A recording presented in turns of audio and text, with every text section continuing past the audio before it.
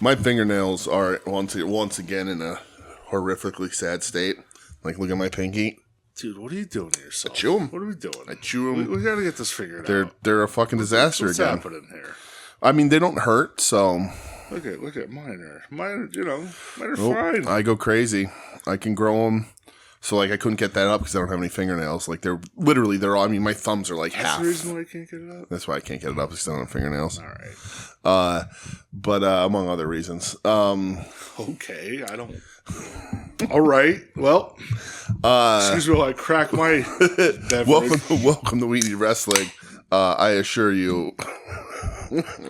God, no, don't put one foot in the grave.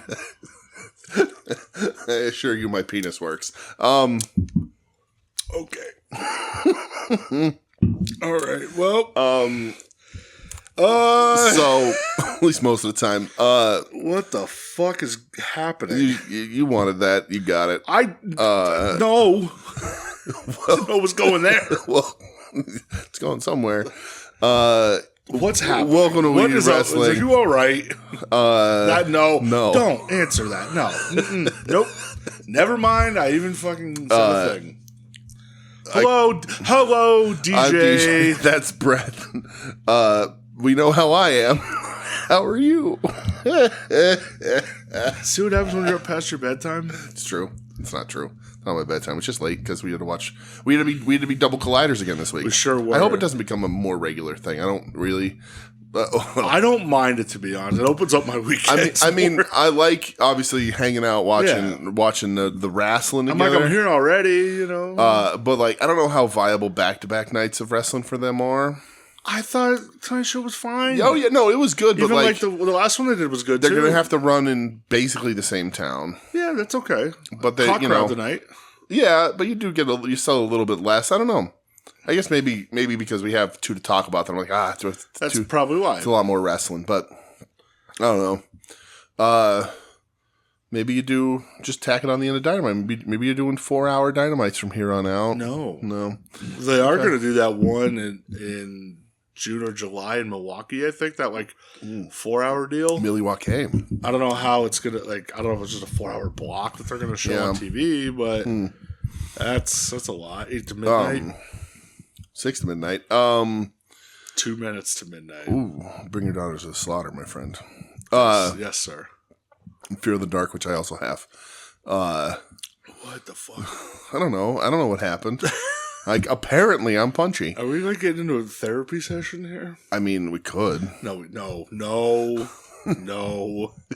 not going to. All right. For the benefit of both of us, we're not going to. Yeah. How are you, pal? Everything's good. You're all right. You're good. You're kosher. I'm Life's fine, good? man. Yeah, okay. shit's. Do you like the new trivets? You didn't compliment the new trivets we got underneath the microphones. Is that what they're called? We went to IKEA this week. Got some new trivets. Is that what that's called? Yeah, a trivet. It's a trivet. It's a kitchen utensil for putting hot stuff on things, but we use it to keep the microphones quiet. Well, DJ, I'm a single fella, and I don't trivet shit in my house. Made a cork. Yeah. You can hear me knocking on it because we went to IKEA. So we were. Did you get any Swedish meatballs while you were there? No. So isn't that a thing? They're meatballs. Yes, their meatballs are delicious, and they're not horse. There's a rumor they were made out of horse meat. Oh, well. Or they're not enough horse. One of the two. Anyway. Yes, please put more horse. Not in enough my horse to be a problem. I think is how they do it, but I don't know for sure. Sure. YouTube term service, don't sue me, IKEA. Yeah. Allegedly. But we were already down there because of Bugsy's appointment, yeah. and we were close, so I just ran through and grabbed because we needed a shelf. Did you? But I did get the juices. I got myself a lingonberry juice and a bilberry juice. And did you silently mourn the what the fuck are they called? The Detolfs? Yes. Yeah. I mean, I bought a second one on Facebook Marketplace, so I'm good. But yeah, I didn't even bother really to look. I was just like, nope, we're cruising right down to the warehouse. If I find one, I'll make room. I bought a lamp. That's just a globe. It's just a glowing ball. Wow. I didn't need a lamp, but I liked it. Look at you, fucking and I bought, fancy pants. This is, I guess, for weekly purchases at the end of the show. I could have none of it's wrestling related. Yeah. So good. How so are we got you? into Trivets. I'm good. We've already covered how All right, I am. all right. With your trivets and whatever the fuck else is happening over there. Exactly. Your functioning Yep. member. Mm-hmm. Sure. That's Cool. Yeah. I'm gonna start a Patreon ripoff called Functioning Member, where you can start your own. Who are you ripping off? It's just Patreon. It's Patreon exactly. Oh, so you're ripping off Patreon. I'm ripping off Patreon. It's Patreon's platform exactly. Is it like Patreon and OnlyFans like mixed? Well, I mean that's just OnlyFans. Oh, that's also true. And then it's just called Functioning Member. You want to be a functioning member of this podcast? Sign up for my functioning member. I don't know how to answer that right now. And if you donate enough, never mind. What the fuck got into you? I don't know. In the last 5 minutes, you were. I have no idea. The fuck is happening? But this is inappropriate. So, well, I'm just gonna say we are because inappropriate. I gotta get it out of my brain. Is that the top tier? If you give the highest donation level on functioning member, you're a throbbing member. That's how it goes. What's happened? It's a $1, $5, and $10, and it's, what happened in the last 5 minutes? It's just the structure of Patreon. That's how that works. I mean, you can set however you want. It doesn't have to be $1, $5, and $10. It could be. So that's like the tip. Yeah, just the tip. Okay, good. That's good for you, buddy. Mm-hmm. You're fucked up. So you want to talk about professional wrestling or what? Yep. Okay. What do you want to talk about? Oh, Jesus Christ! No, get out of here. So I guess where we going? News. The big news this week was all the releases that happened. Yes. So we're gonna play a quick game. Okay. Where I name who got released, and you name where you think they're gonna end up, or if I you know don't them. even know who they are. Correct. All right. Katana Chance. Katana Chance. Casey changed her name back to Casey Catanzaro already. Ninja Warrior Superstar. She got too bad of an injuries to continue in Ninja Warrior. She goes. And I'm sure that's paying the bills. Nowhere. All right, Caden Carter. She's going to the same section of nowhere as Katana Chance. You don't think they have a tag run in TNA in them? No. Right. I think they could get their money's worth at cons and some indies and shindies of the world. I don't think TNA is going to be looking. Maybe. Okay. I don't know. I like Caden Carter, but sure, whatever. The one that broke my heart, Dakota Kai. If my dreams come true, AEW. I agree, 100%. Yeah. Braun Strowman for the second time. Well, did you see the update on him? So there's an update. Is it a real update? I don't know. All right, just if it's not real, then fucking so you deal with Joe. If it's not real, we'll know it's not real when Tim covers it next week. Oh my god! Sorry, Tim. Shots fired. Well, I wasn't going to do that. Brett pulled it out of me. Don't fucking deflect it back on me. But I'm trying to save you from the wrath that's supposed to. So apparently he's like 15% paralyzed in his one leg. Okay. And from what I saw, the agreement with the WWE is that they'll bring him back for short stints every now and then, but can't have him under contract long term because he's real banged up. All right. Mm-hmm. Shayna Baszler. I like Shayna. I think Funnel Wrestle Place went over this. I agree with them. This is a bad move.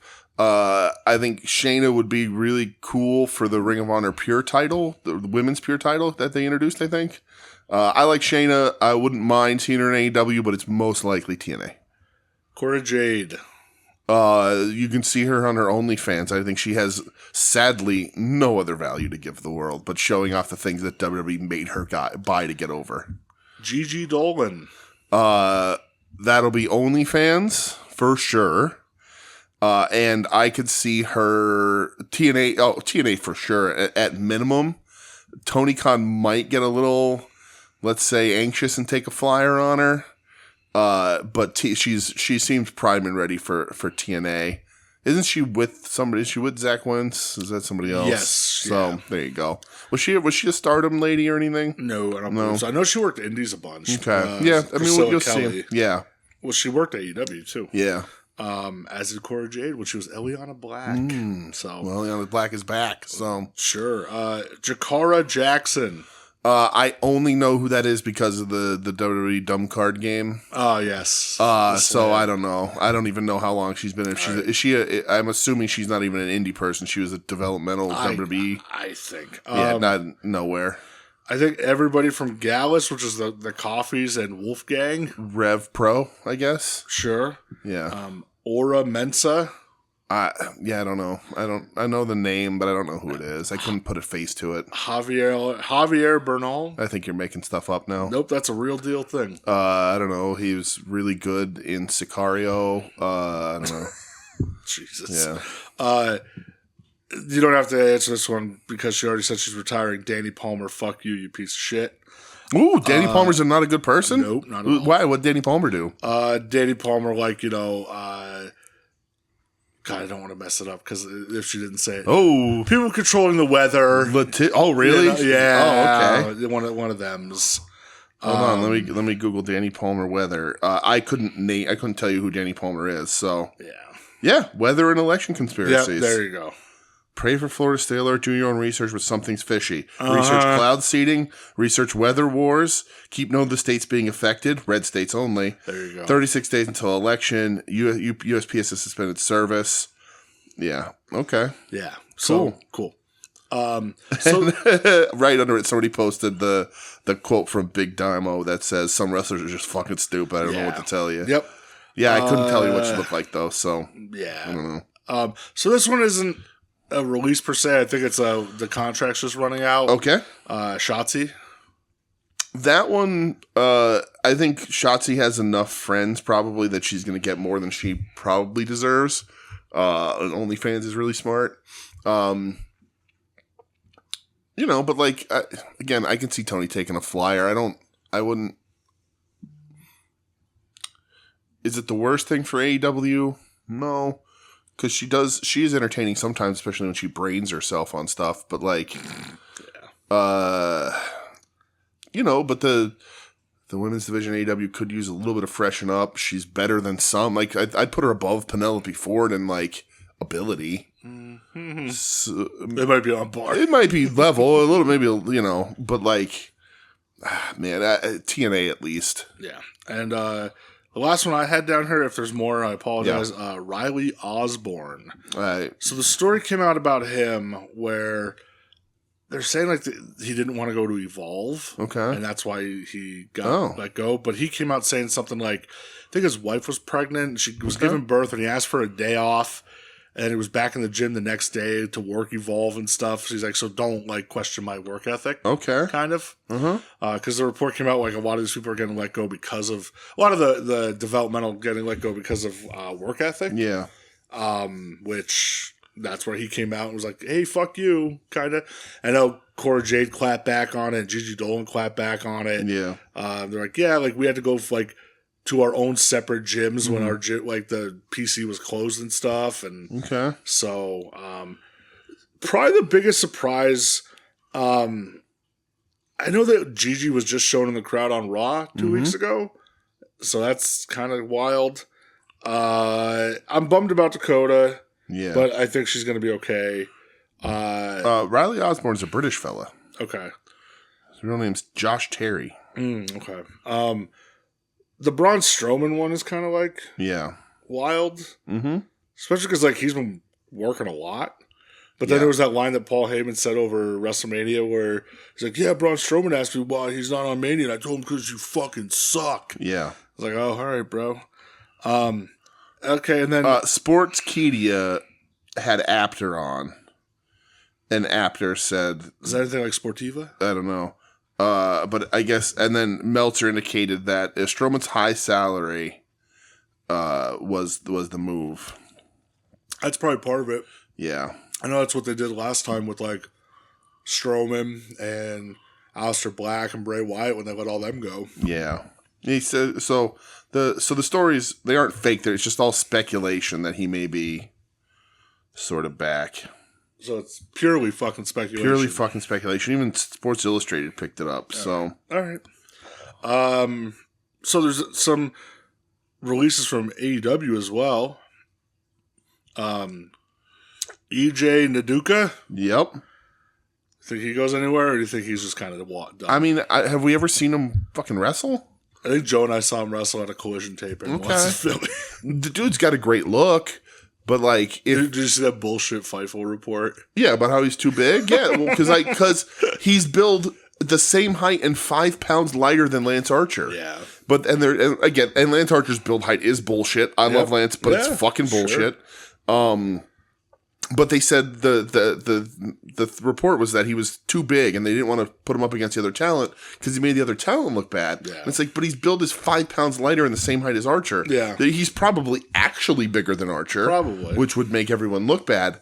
But it's a bullshit excuse. I don't like fucking Mason Madden. Not Mason Moore, that's different.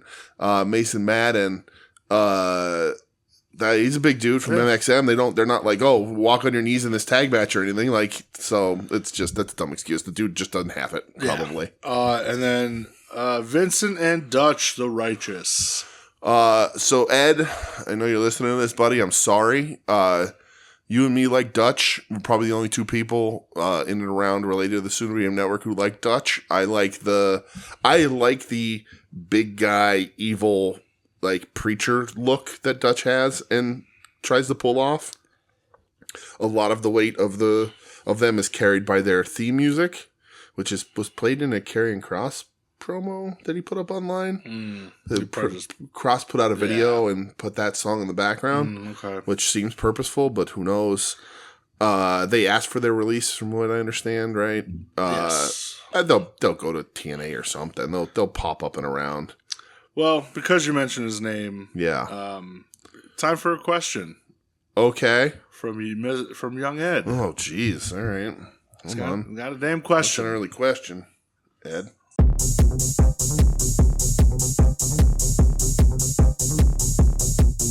이제 이번 주에 에드 코드 질문입니다.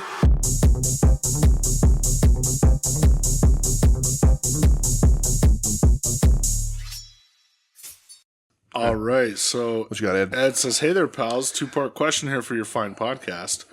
1, shockingly, I want to talk about AEW.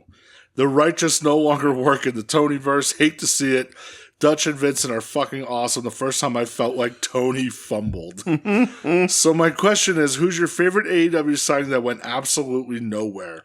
I love the Righteous, but my absolute favorite is No BS Paul White. So funny that he's still employed." So I saw a clip of Ric Flair. I don't know if it was one of Ric Flair's Hall of Fame inductions or whatever, and he said that he's like, I knew Andre the Giant. I broke into the business with Andre the Giant. I drove around with Andre the Giant. He goes, and I just want to say that the Big Show is the greatest big man I've ever been in the ring with. And Big Show's crying in the audience, and Ric's like, I tell him all the time, once you realize how good you are, the business is yours, pal. But it's already like shaved head WWE Big Show. Like he's already Big Show. They're all calling him Big Show. Yeah. But anyway. So what's your answer? AEW signing that went nowhere? Your favorite AEW signing that's gone absolutely nowhere. I have an answer for me. Okay. So I'll say it. Yeah, go ahead. Yuka Sakazaki. Yeah. I mean, she's not released yet, though, so it could still go somewhere, but it hasn't gone anywhere. Is it going to go anywhere? No, it's not. You're right. No. That's a pretty big She's one. one of the best. Yeah. And just sits on the fucking sideline. Yeah, that's true. Bums me out. At least I got to see her in person at Wilkes-Barre. I will say that they are criminal for not using Emi Sakura more. Okay. But and I also Are they criminal for not letting her work Wembley? Yeah, of course they are. Absolutely. She should have got the biggest entrance at Wembley. Yeah. You know, we've all said I thought there was a lot of potential in the Abaddon character. I think the in-ring work sadly made that not a possibility. Yeah. And sometimes that happens. It happens. Character may be good. It's just you can't still think they could have used her more in like just to scare some challengers or scare some title holders away a little bit here and there. But whatever. Yeah. I mean, there's some I wish they signed. Like, I think they'd be better off if they had signed Ryu Mizunami, but they never really did. I don't know why they're waiting so long to put Mina in anything substantial. I wonder if they're going to like play out through All In and then kind of bring her into the fold, you know? Yeah. Maybe they brought her in thinking they'd do stuff with Mariah, and then Mariah came out and was like, I'm not interested. That's actually probably what really happened. Right? You're right about that, yeah. I'm trying to think if there's like a good guy that they signed who then asked for his release or whatever, but there's not really. I don't know. Those are better. Those are good answers, I guess. All right, I do like Dutch though, Ed. I'm with you. So number 2, watching any good TV this season. My favorite anime ever, A Heron, is back for a second season and I'm loving it. Also really enjoying The Gorilla God's Go-To Girl, a fun, mindless fantasy anime. Perfectly acceptable trash. I pretty much only watch anime and old episodes of Comic Book Men. And I also watched, probably seen every episode of Comic Book Men, and that show, while entertaining, was such bullshit on the deals they would give people or prices they would offer people, and etc. I've been to the shop. Ed, if you want to drive, drive in. Mm-hmm. Come here, buddy. We'll go, and we can take you into Jersey. It's a couple hours away. If you want to see the shop, and we can take you to the shop. I don't think Ming still works. I think Mike works there still. He manages it now. I don't even think Walt's there anymore, but we can take you there. If you want to see the prices there. I bought a couple comics. I bought a comic maybe from there. Yeah. Just to have it. I think, did I buy First Appearance Archangel there? I think I did, right? If I ever go back, I'll have to buy something. Yeah. Because at the time it wasn't a comic book. Yeah. Well, and I bought my Clerks Cartoon Bear pin. Oh my God, who was driving bears? How can this be? Yeah. Yeah, TV shows that. I don't know. Andor's real good if you like Star Wars. Poker Face with Natasha Lyonne starts up again this week, so I'm excited for that. Last of Us, I haven't watched this week's episode because we've been busy as shit, but you should watch it. We're gonna watch it tomorrow. That's the plan. Let me know what you think about it. Yeah, and get caught up on Andor tomorrow and caught up on that, but that's really it for me. Probably just The Last of Us. I think that's the only thing I'm watching right now. There's nothing else. Really out that I want to watch right now. Yeah, I said this to Michelle the other day, and she gave the first ever audible eye roll. I think is, and this is honestly how I feel, is that I lost a little bit of my will to watch like random television shows when I finished Dog the Bounty Hunter on Tubi. Well, you watched like over 200 some episodes of it. Yeah. And I was just like, I think I finished TV. I think I won. I'm like, I think I beat TV. I don't need to like pick another series that I'm going to watch or anything. Yeah, I mean, don't do that. Because like, I won. I finished all of Dog the Bounty Hunter. Just find some other mind-numbingly trash. Yeah. You'll be all right. Yeah. Just give it a bit, though. Okay. That's the separation between you and Dog, all right? That's true. Don't know what you got till it's gone. Okay, it's very true, brother. Well, Ed, no ice in paradise. Thank you so much, brah. Thanks, Ed. All right, you want to get into shit we watch, or do you have news? Or well, hold on, I googled it. Is there anything worth a shit? I don't know. I didn't look. Oh, hold on. Did you see the slap fight shit? Is that wrestling related? Mm-hmm. Sure is, pal. You didn't see this? No. So pro wrestling, they're doing a pro wrestling season of Power Slap. Cool. Sin Bodhi is the point man and recruiter for this. And so far, already they have Mecha Wolf on board. Mecha Wolf. Isn't he? I'm thinking Alpha Wolf. Oh, I'm thinking Alpha Wolf. I don't know who Mecha Wolf is then. Juicy Finau. I know. Remember Juicy from GCW and stuff? Big. Facade. Of course. And Jesus Danny Christ. Moe. Go do something else with your life. Hollywood Haley J. Oh, God. Alice Crowley. Christy James. And former Lucha Underground champion, Marty the Moth Martinez. Oh, God. This says that they have names who have worked for WWE, AEW, TNA, MLW, and NWA. Did Facade or Danny Moe show up on AEW? Did Hollywood show up on? Probably either as an extra, right, jobber on the dark, right? But there you go. Some people consider that their careers, I guess. But that's true. It'll be part of International Fight Week. it says they don't know when it's going to take place, but there's a good chance it takes place in Saudi Arabia for International Fight Week. Fuck all of those people.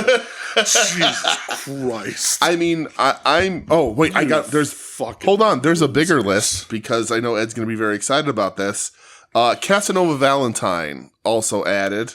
Someone named Stunt Marshal Maserati. That's not Maserati. It says Maserati. I don't know who that is. Bruno El Oso Blanco. The Suavectios. Yeah, so I don't know. I think anybody who does that should just sign away the chance of ever getting actually signed. We're good here. Listen, to steal a fucking phrase from Ed, you already throw your head at the ground for a living. Correct. And now you're going to get purposely concussed? Yeah. What are we doing with our lives? Oh my God. What else you got? What else do I got? Fuck. The Good Brothers are going back to New Japan. Well, that's happening tomorrow night. It sure is. Let's see. Is there anything else? I don't think that starts at like 10 o'clock. Apparently Riddick Moss did an interview with Fightful. Remember him? Riddick Moss. Who the fuck is Riddick Moss? Riddick Moss. You mean Madcap Moss? Yes. Okay, I remember that guy. Yeah. He got released, said he was going to take over the world, and I don't think he's worked to date. Well, he didn't say how he was going to take over the world. It might not be in wrestling. Was he fucking picky in the brain? What's happening? I don't know. Oh my God, this guy's back, huh? Apparently, the Velveteen Dream is once again getting his news out, his name out there. Damn it! And he said that he's not a killer like Chris Benoit, but will kill pro wrestling if pushed hard enough. Whatever the fuck that means. Push harder and kill yourself. Oh, Jesus Christ. Woo! Well, I guess that's the end of that. I just have no time. I just agree. have no patience. I agree, dude sucks. Stay away. You're a piece of shit. I agree. I'm excited. I'm just excited for Kevin Kelly's new promotion because I guess American Excellence wasn't enough for his real promotion. I don't know what the fuck God, these fucking people. Just the fucking leeches on the underbelly, man. Yep. They'll never go away. 100%. Oh, Christ. Lampreys on the asshole of society. Well, all right. Let's get into shit we watched, I guess. You want to talk Dark Side first? Yeah, that's where I have, man. Dark Side of the Ring. Crazy. Billy Jack Haynes, Brada. Crazy. Yeah. Dude, I think we were here at your house when he got arrested for allegedly killing his wife. Yeah. Yeah. What a fucking nutball. I didn't get my wish. They did not play the Terry Funk promo. No.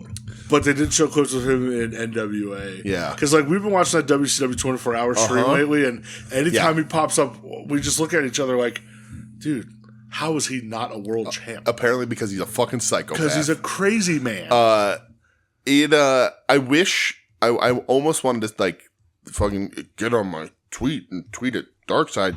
Stop giving our video fucking money to use these clips. But who else are you going to go to? That's the only guy that was doing those really at that moment. So, but yeah, this was the best one of the season. Easily. Because it's crazy and Billy Jack isn't as well known. And Billy Jack's in prison, interviewed in prison.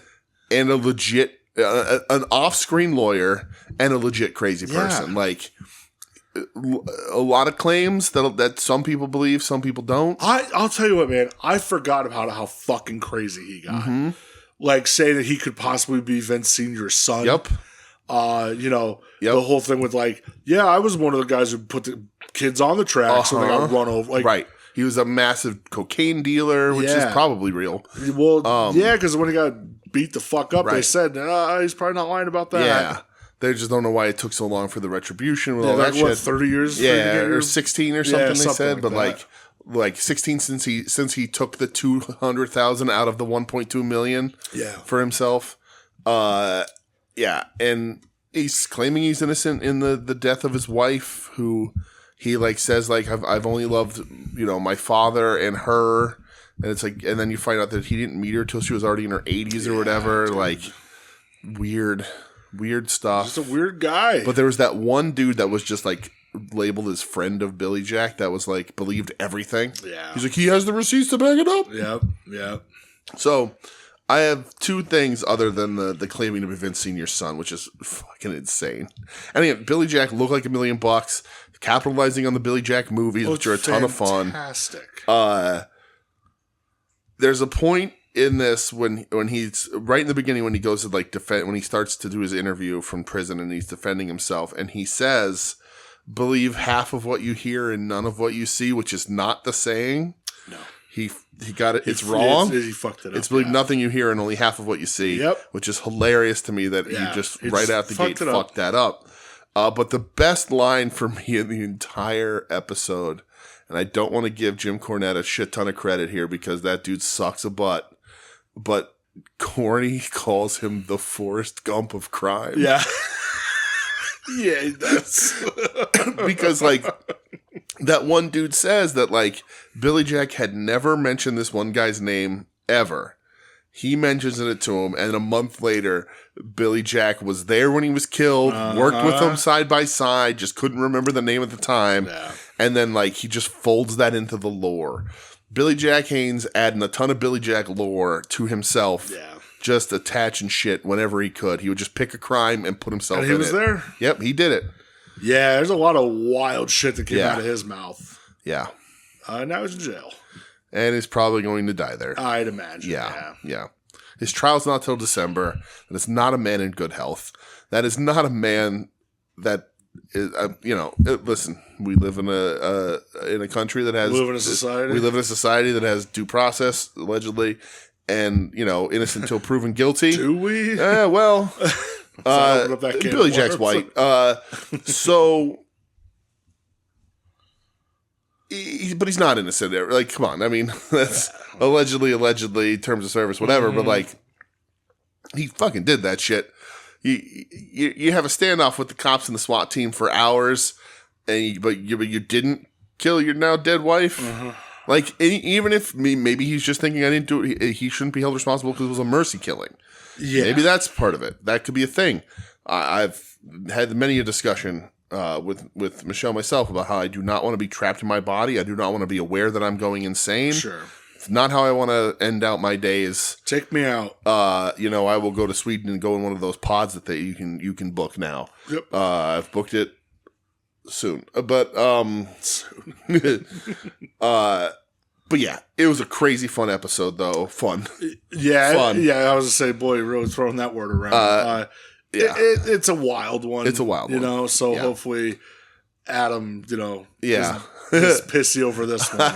I was watching it while I worked today, because you don't have to really watch Dark Side. You can listen. I had it on my other monitor. Like, I can't watch wrestling because I got to pay attention on, formatting pages and shit. But I have it on, and then this was the most distracting one because I'll be working and I'll be like working on line breaks or laying out a new page, and they'll be like, "What the fuck did he just say?" Yeah, and then I'll have to stop and go back. Oh yeah. And then I was having problems with my TV where I had to click the pause button a bunch of times before it would work. Yes. So then I had to do that, and then I had to go back, and every time I wanted to pause, the tubes were warming up. Yes. So it's just what it was.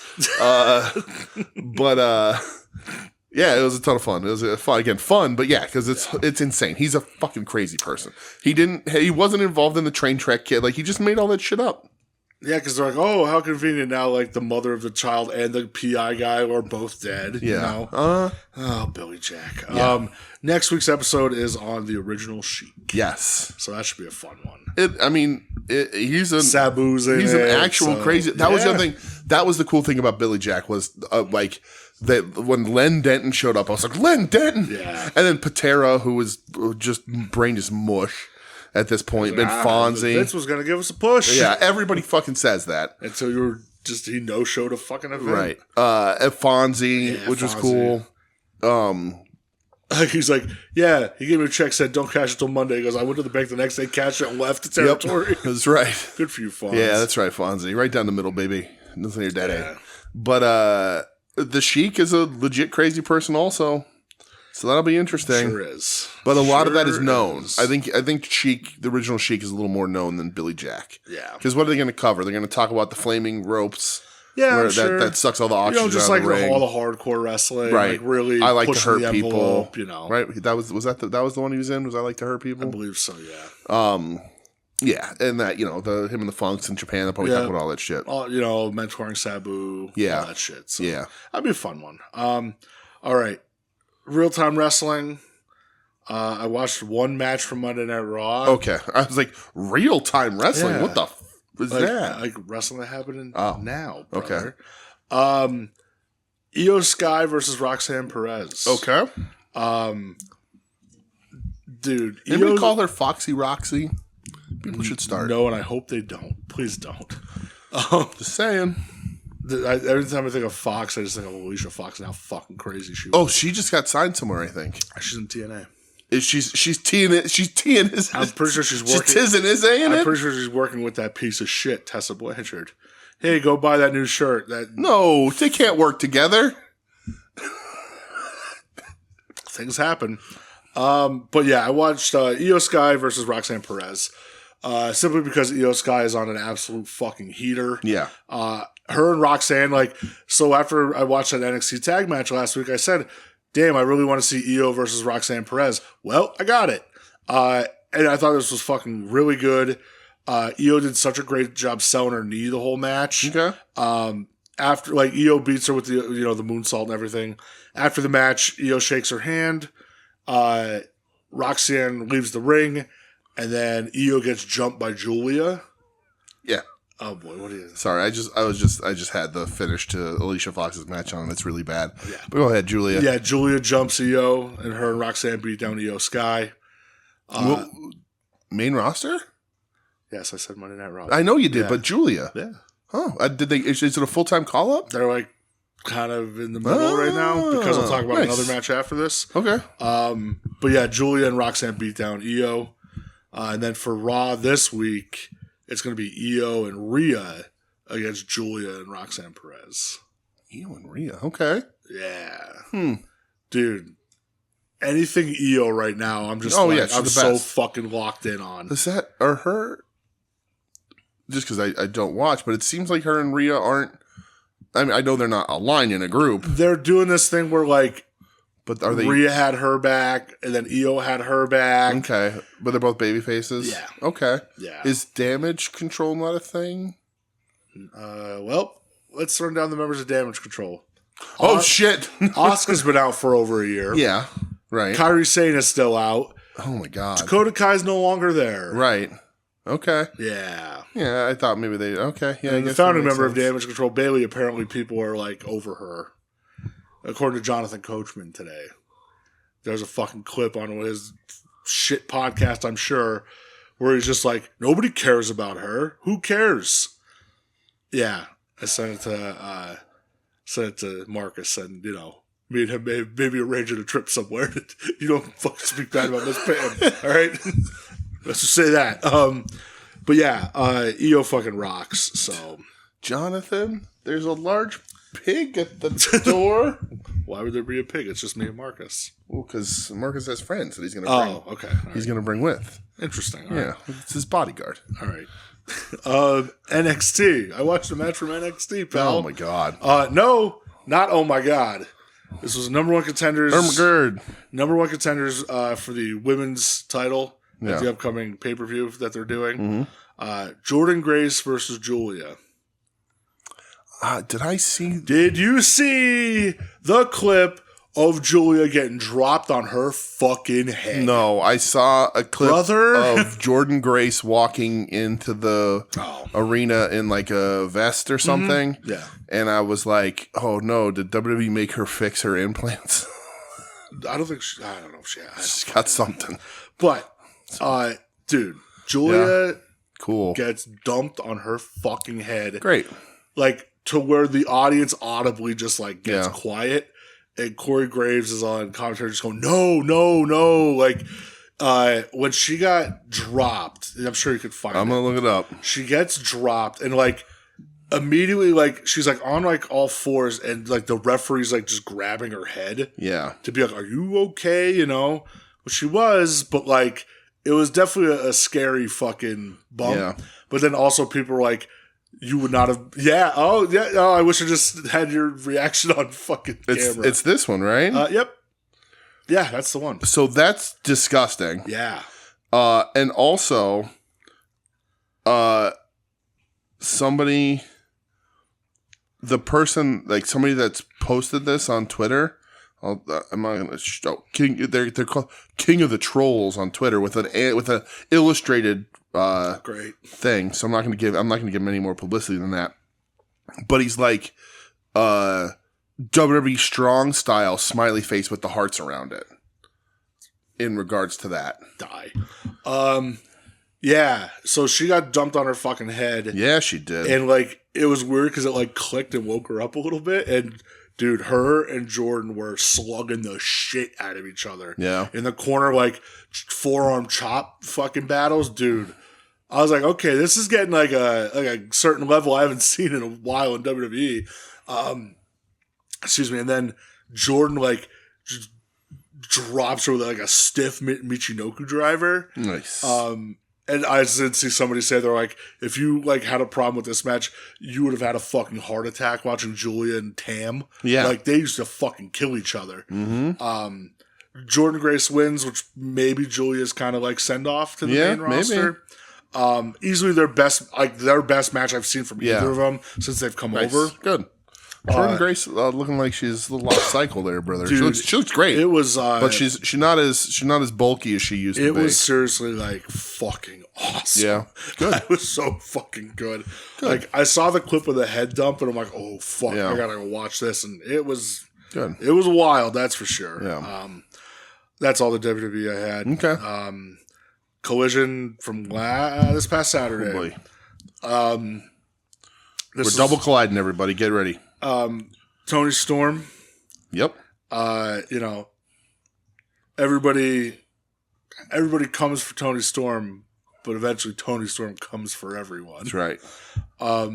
Her, like, after her match, gallivanting throughout this fucking arena. Mm-hmm. I could be here. She poses up against the speaker. I could be here asleep. I could be next to this fine gentleman. And then finally busts out the fucking door onto the balcony. Yep. She's like, I'm ready. I'm sweaty. I'm here. I'm queer. And I'm timeless. Yes. She is the fucking best. Yep. She needs to do this every show. She's the fucking best. She also says if your tits can take the hits. Dude, I love her so much. There's a returning Lady Frost in this match. I think they gave her way too much in this match against Tony. I didn't watch the match. Yeah. Just fast forward to the promo. And I have been at one point, and still a little bit am, a Lady Frost apologist. She was a good Instagram follow for a little while. And You're Frosty. Oh, that's fine. There you go. Yeah. But what was the Shamrock Shake thing we came up with the other day? Oh, Handy McShandy. Handy McShandy. Yeah. But $1 million idea. I'm just saying. But that's in the Patreon tier, Handy McShandy. But I still like Lady Frost, like flippy shit. I think when she does her high spots, they look really nice. But outside of that, she doesn't want to put a fucking match together. And they gave her too much in this. But it's good to see Tony and Luther. And now every time I see them, I just think somebody like AEW, somebody in AEW, I don't know if it was Kenny or somebody had said like, we have talked about doing a mixed tag tournament. And Tony and Luther as a tag team with Luther doing full on Butler gimmick. Like not reverting back. Don't put the dot on your head like that red circle he used to have. Don't put the scrubs on. Nothing. Dude. Full on Butler Luther. Like they would take over the world. I was thinking of a clip the other day, and it makes me laugh every time I see it, where Tony and Mariah are cutting the promo, and it pans over to Luther, and his back's turned to the camera, and he's cleaning the belt, but it looks like he's jerking off. Yeah. And just Tony's going, Jesus Christ, Luther! It fucking kills me every time. Yeah. Oh, it's so fucking funny. Yes. She's the best. Absolutely fantastic. Brody King, Josh Alexander. Okay. We go to a fucking, 20-minute draw? Yeah. The rare draw, which I like. I thought this was fucking awesome. It was very good. When Josh does that, like, running crossbody when a guy's sitting on the apron on the outside and Brody caught him on his shoulders and hit him with the Death Valley driver. Yep. That was so fucking cool. It stinks that they seem to be allergic to giving Brody wins because he's been taking a lot of L's, and then even here he can't beat Josh Alexander. Yeah, I liked it during the match, Brody's chops. I thought they were killer. I even liked the finish. Like, and I liked the aftermath of like Brody beating up Josh and beating up fucking Lance Archer, but finally the numbers got to him. So Shivani called the Death Valley driver a Canadian destroyer on commentary. Yeah, Shivani, it's okay. Shivani's all right. He could do no wrong. You skipped a little bit here. Well, because I literally have nothing else for the match. Oh, no? Nah. You didn't watch Roosh in a 4-way where he just beat everybody up? Nah.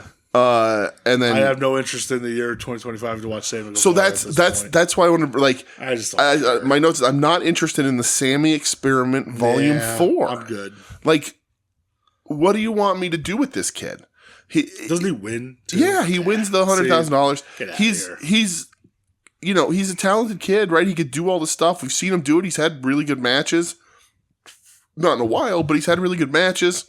We should have Kevin Knight win all these fucking matches for all this money and just get this rich guy. Right, the $1 Million Kevin Knight. Yeah. But the $1 Million Megastar, if you will. But exactly. Like, Sammy's he's clearly a talented kid. But like, what am I supposed to do with him? He has start and stopped himself a bunch of times. Yes. So like, you know, like it's not even like a booking thing. It's just that he's given the ball over and over again and then fucks it up. And like, so I'm just like, I can't invest, even if I wanted to, and I was never that invested in the guy, but like, even if I wanted to, I'm going to be cautious about investing any time in this kid. And then they tease him versus Adam Cole. Which, yeah, because Cole's on commentary the whole night, and he was terrible at it. That was weird. Not interested. Very weird.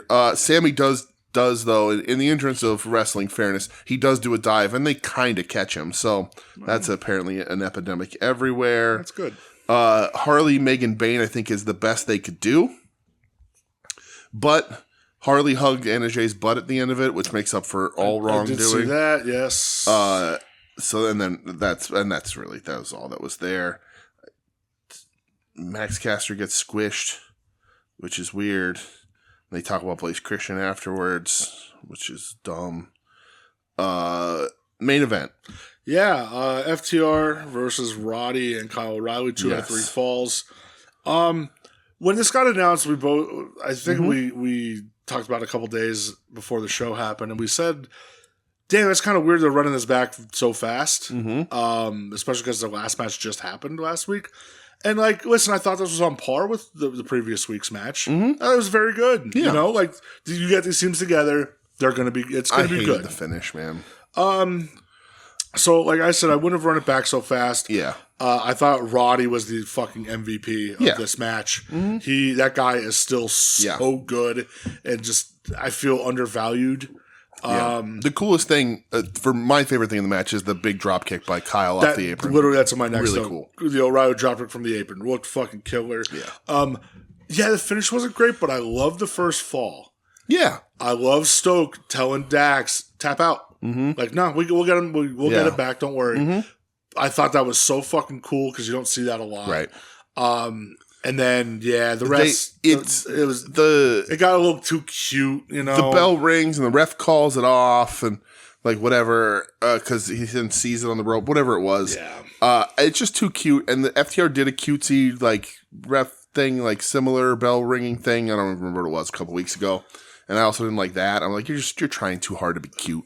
Yeah. And so I'm just like, guys, come on. Like, the level of wrestling that the 4 of you plus can pull off in these things, you don't need cute finishes. It's no doubt very, like, 80s Midnight Express stuff, you know? Like, some of that stuff doesn't translate not now. All the time, though, you know? Yeah, not yet. I think referees are at an interesting point in pro wrestling because they're constantly fucking talked about now. Yeah. And they were, I mean, even back with Nick Patrick and all that shit, like in the 90s, everybody talked about the referees. But like, I don't know. It doesn't sit with me. Like, I don't mind fucky finishes or whatever, ref involvement and stuff. I'm just like, nah, it just feels like you're trying to be too cute to me. Yeah, I agree. Didn't like it. But the match was really good up to that point. I'll watch these guys wrestle all the time. They have great chemistry. I like heel FTR. I think it's fun. I do too. Very and then fun. Garcia runs out afterwards with a crowbar. Yeah, and he's like, I need answers. I think that's the best promo of Daniel Garcia's life. No, the MJF ones were better. No, I don't remember them. Yeah, they were. I barely remember that he feuded with MJF. That feud was. Yeah, I remember now thinking about it. Really good. Yeah, it was probably the best feud he's had. Yeah, that's kind of why he's in the position he's in now because that went so well. Yeah, it was a good promo though. Yeah. Because he says FTR, CPR, ER. I'm going to beat all the answers out of you. I thought it was a good line. It was, but yeah. Dynamite. Yes. So, number one. This was just yesterday. This was in Detroit, Michigan at the Masonic Temple. Yeah. I fucking love the venue. Nice. Good. Killer venue. Looks cool. Looked awesome. Yeah. We talked a while back about like every venue feeling so copy paste on TV. And when AEW, the string of shows that they've had running these venues where it's different, I love it. Just adds so much personality to the building. And I fucking love that. In Too Deep is there by Sum 41 is their new theme song. Was that Sum 41? It was, but it's definitely not in Too Deep. I know it wasn't. That's the only Sum 41 song I know. That's funny. I like the Hanger Ospreay promo in the beginning of the show. Yeah. Even though Will Ospreay looks like a bum wearing a $600 shirt. Sure, it's the haircut. Fucking it's weird. Meltzer, you fucking... Yeah, nobody should talk about a man who ever. sits on a literal pile of scrap paper to give interviews for documentaries and shit has no right to question someone's fashion sense. Tie-dye hoodies. He wears his pullover San Jose Sharks starter jacket. Come on, Dave. If I saw Meltzer, like if I was in Atlantic City, and we were walking to near where Boardwalk Hall is in Atlantic City, and I saw Dave Meltzer walk up to me the way Dave Meltzer regularly dressed, I would just immediately say to him, I don't have any change, pal. Yeah, he's, I don't know. I'm not a Melts hater, but like, come on, brother. What are we doing? We're not a Melts hater because we're better podcasts than him. Well, that is true. It voted on my Twitter. I like this promo where, Hangman thanking the fans for sticking by him and Ospreay just being like, while you were finding yourself, I was running this fucking place. Yeah, and Hanger takes a little personal responsibility for everything. They kind of try and continue to button up the Swerve stuff. Yeah, and Ospreay says one of my best mates, Swerve Strickland, so there's that grudge he holds against Hangman for that. Cal's family comes out, they goad him into a match next week. Yep. That's going to be fucking killer, so I'm excited for that. FTR comes out through the crowd. And they get Stoke Farter. Tony Schiavone's face, and they're asking him about where's your boy Nigel at? Oh, be here tomorrow, right? Okay, we'll see you tomorrow then. Which we'll cross over later. I thought Schiavone was going to hit Stokely. I really did. It's going to happen. It's going to rock. Yeah. Fucking Anna Jay with the quote of the evening. TNA, brother. Harley, do you have my fat ass? Yeah. All right, brother. TNA, the tenacity and the aggression. And doesn't Anna correct her? She goes, no, it's the tits and ass. The tits and the ass. I mean, listen. Amen. They are both so incredibly gifted in both of those departments. When you got a fillet in front of you, sometimes you just have to accept it, okay? Yeah. This leads to the women's four-way. Toni Storm versus Thunder Rosa versus Anna Jay. Yep. Versus Penelope Ford. I'm immediately happy when this match happens because Thunder Rosa comes out and she's in her I'm going to wrestle tonight Thunder Rosa gear. She came to work. Yeah. Thunder Rosa Thunder Rosa looks good in a pair of Daisy Duke short shorts. But when she wears those, I'm like, she's here to kick ass. There's no DQ in this match, so she could be badass Rosa and not have to worry about bumble fucking through a match. She was good. And she was good last night. Good Rosa. I thought this match was a ton of fun. Me too. Penelope breaking up the pin by kicking Toni Storm in the crotch, which later Tony returns the favor to break up the submission. Commentary could not handle Oh that my happened. God, they were dying. Yes. Toni Storm. Tony Celibate too. Oh, it's so Dude, good. Tony's the best. She's the best. She is she's the best wrestler on their roster. She really is. She's the most complete wrestler, maybe in all of wrestling. Yeah, Megan Bayne gets involved, which I thought about halfway was through like, she I was comes like, out. oh, Penelope Ford's going to win this. Yeah. Doesn't happen. Tony ends up winning the match. Her and Thunder Rosa had like a weird handshake they did. And listen, I was happy the crowd was chanting Thunder Tits. Yeah, and Harley runs off Megan Bayne with a pipe, which leads to that. Yeah. Like we talked about this when we were sitting on the couch before, but like this match, the multi-person, the tag matches they're doing them the right way. Yeah. They're crowd pleasing, they're fun. They're This good. was a ton of fun. And then most people, maybe not everybody every time, but most people involved are then able to spin that stuff out into storyline stuff. It's really smart work. Yep. It's why AEW feels and why they are on such a fucking hot streak. They right really now. are, man. The Hurt Business come out to the ring. Yes. Syndicate, don't get sued. Syndicate. Fucking Top Flight comes out to like challenge him. Nobody gives a fuck. Why would you?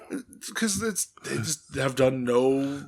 Why would you? No give a good shit? things with this tag division. It still sucks. Yeah. And they challenge like, who wants to see a Motor City Miracle? And there's nobody gave a fuck. And then MJF comes out, beats the shit out of both the Top Flight. Yeah. Maybe they should send them. Yep. Send them. Street tough MJF shows up. Hey, Top Flight, do you like Orlando weather? Oh Jesus! I mean, let's be honest. Come on now. Agree. And then he gets to the ring, says, "I hurt people." Yep. And Bobby says, "I'll give you your answer next week." I hope it's thumbs down again.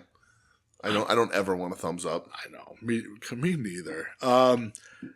Let's see. What do I have next? I want to see Max versus Bobby Lashley. Yeah, and then later in the night, Max has like a face-to-face showdown with Will Ospreay. So they've been doing it. They've still been sprinkling that part. Like, remember a couple weeks ago, Max and Hangman. Now Max and Ospreay. So they're still like, okay, you're involved with the Hurt Syndicate stuff, but we're still going to keep you involved with like some of the big names over here. I think that's smarter than doing it. Nick Wayne defending his TV title against somebody from Christian Cage's past. Which we knew who it was going to be. Yes, it was spoiled. It ends up being the Man Beast, Rhino. Fucking popped out of the building for Rhino. Rhino rules. That was the fucking best. I'm always happy to see him. I was happy to see him live. The man looks great. Looks like maybe he lost a little bit of weight since his TNA stuff. Doesn't matter. The man has wrestled, I think they said, for almost every major promotion on the planet. Yes. Yeah. With this appearance here. He was doing news for AEW, which is crazy. He was doing the local news. Yep. He's. I still love when we saw him at the TNA taping and he kick his ass, Rhino. He turns on, I love you, Philadelphia. Rhino's the best. Rhino's the fucking man. He really is the man. He loses in 3 minutes, but that's fine. It's because he's a professional. Yeah, of course. And as I wanted to see Kip Sabian get gored. Yeah, that would have been perfect. That he'll be back hopefully. I'm pretty sure because they're doing that residency.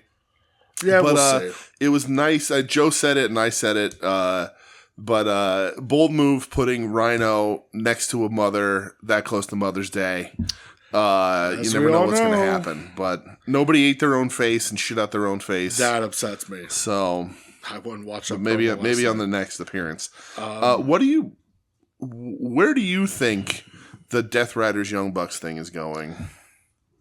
Because the Death Riders were in the Young Bucks locker room. I still kind of don't care. Yeah. I just don't care. But do you think they're ever going to circle back to, like, what could it, is it just for Anarchy in the Arena? Yeah, it's going to be that or Stadium Stampede or fucking Blood and Guts. Yeah. That's all. Are they going to reveal that, like, Death Riders were the Bucks' idea and that's why it sucked is because the Young Bucks were leading it? Like, the Young Bucks paid them to do this shit or something? Because it just doesn't make any sense why they would ever work together. Moxley, the promos that Moxley cuts about AEW make no sense if he's going to be working with the Young Bucks. Well, he says, like, he never wants to see them again. But then they come out and made the save for him again last week. So is that to reconsider? Weird. Yeah, I just don't have any interest in it. That leads to a question, though. Our second question of the week. This question's out of the way early. Mr. Tim Taylor. And now the Tim Taylor question of the week.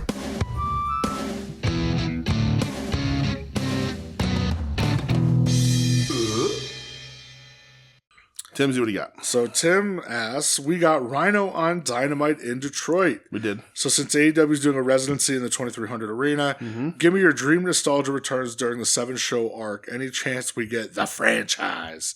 Love you, boys. Dream nostalgia return during the 7-show arc. At this point in my life, I don't need anything. There's going to be. I always thought it was super sick that RVD was doing AEW until he got fucking paid off and then went against them. So now if I'm Tony Khan, yeah, fuck you, buddy. There won't be the Dudley Boys, nor do I want it to be the Dudley Boys. You could have Rhino back there again. That's always fun. Yeah. My dream, though. It ain't gonna be Sabu. We saw his last match. I don't know. There's nobody left alive. So we have these conversations all the time. Because, I lose my mind over fucking New Jack or something. That'd be weird. Not obvious. I know. But like whenever you go to a wrestling show in Philly, inevitably the crowd cheers ECW. You do something hardcore in the match, they chant ECW, and. I experienced ECW when it was, running, like not at the arena, but at the Kingston Armory. I watched it, like I was in and I was a fan in its original run. Same. But that was 30 years ago now. And I don't have that nostalgia anymore. Like, I'm not like mad when I see the Sandman, but I'm not like, oh, cool. Like, also, I guess that's the other thing too. Like, they haven't stayed away. No. Like the ECW originals, they haven't fucking stayed away. It's not like they pop up every couple of years. Like Sandman's on everything, Sabu's on stuff. The Dudleys don't. Bubba Ray Dudley doesn't shut the fuck up. Yeah. Like everybody's around. I guess there's a chance because we've seen him before in AEW. Raven, Scotty's a good chance. If you're gonna ask, I don't think you see Shane. I don't know if anybody wants to put. I don't think you put the poison that is Shane Douglas in a current AEW locker room. Particularly not while you also have a relationship with Ric Flair. But for him to just get on the mic and say, "Cut the fucking music." But for me personally, if El Porto Ricanio, if you were able to get Lil Guido to come out to the ring on Big Sally Graziano's shoulders, I would be a happy man. Yeah. Because that's one you see Guido a bunch, but you don't see Sally because Sally's, whatever, and much smaller now.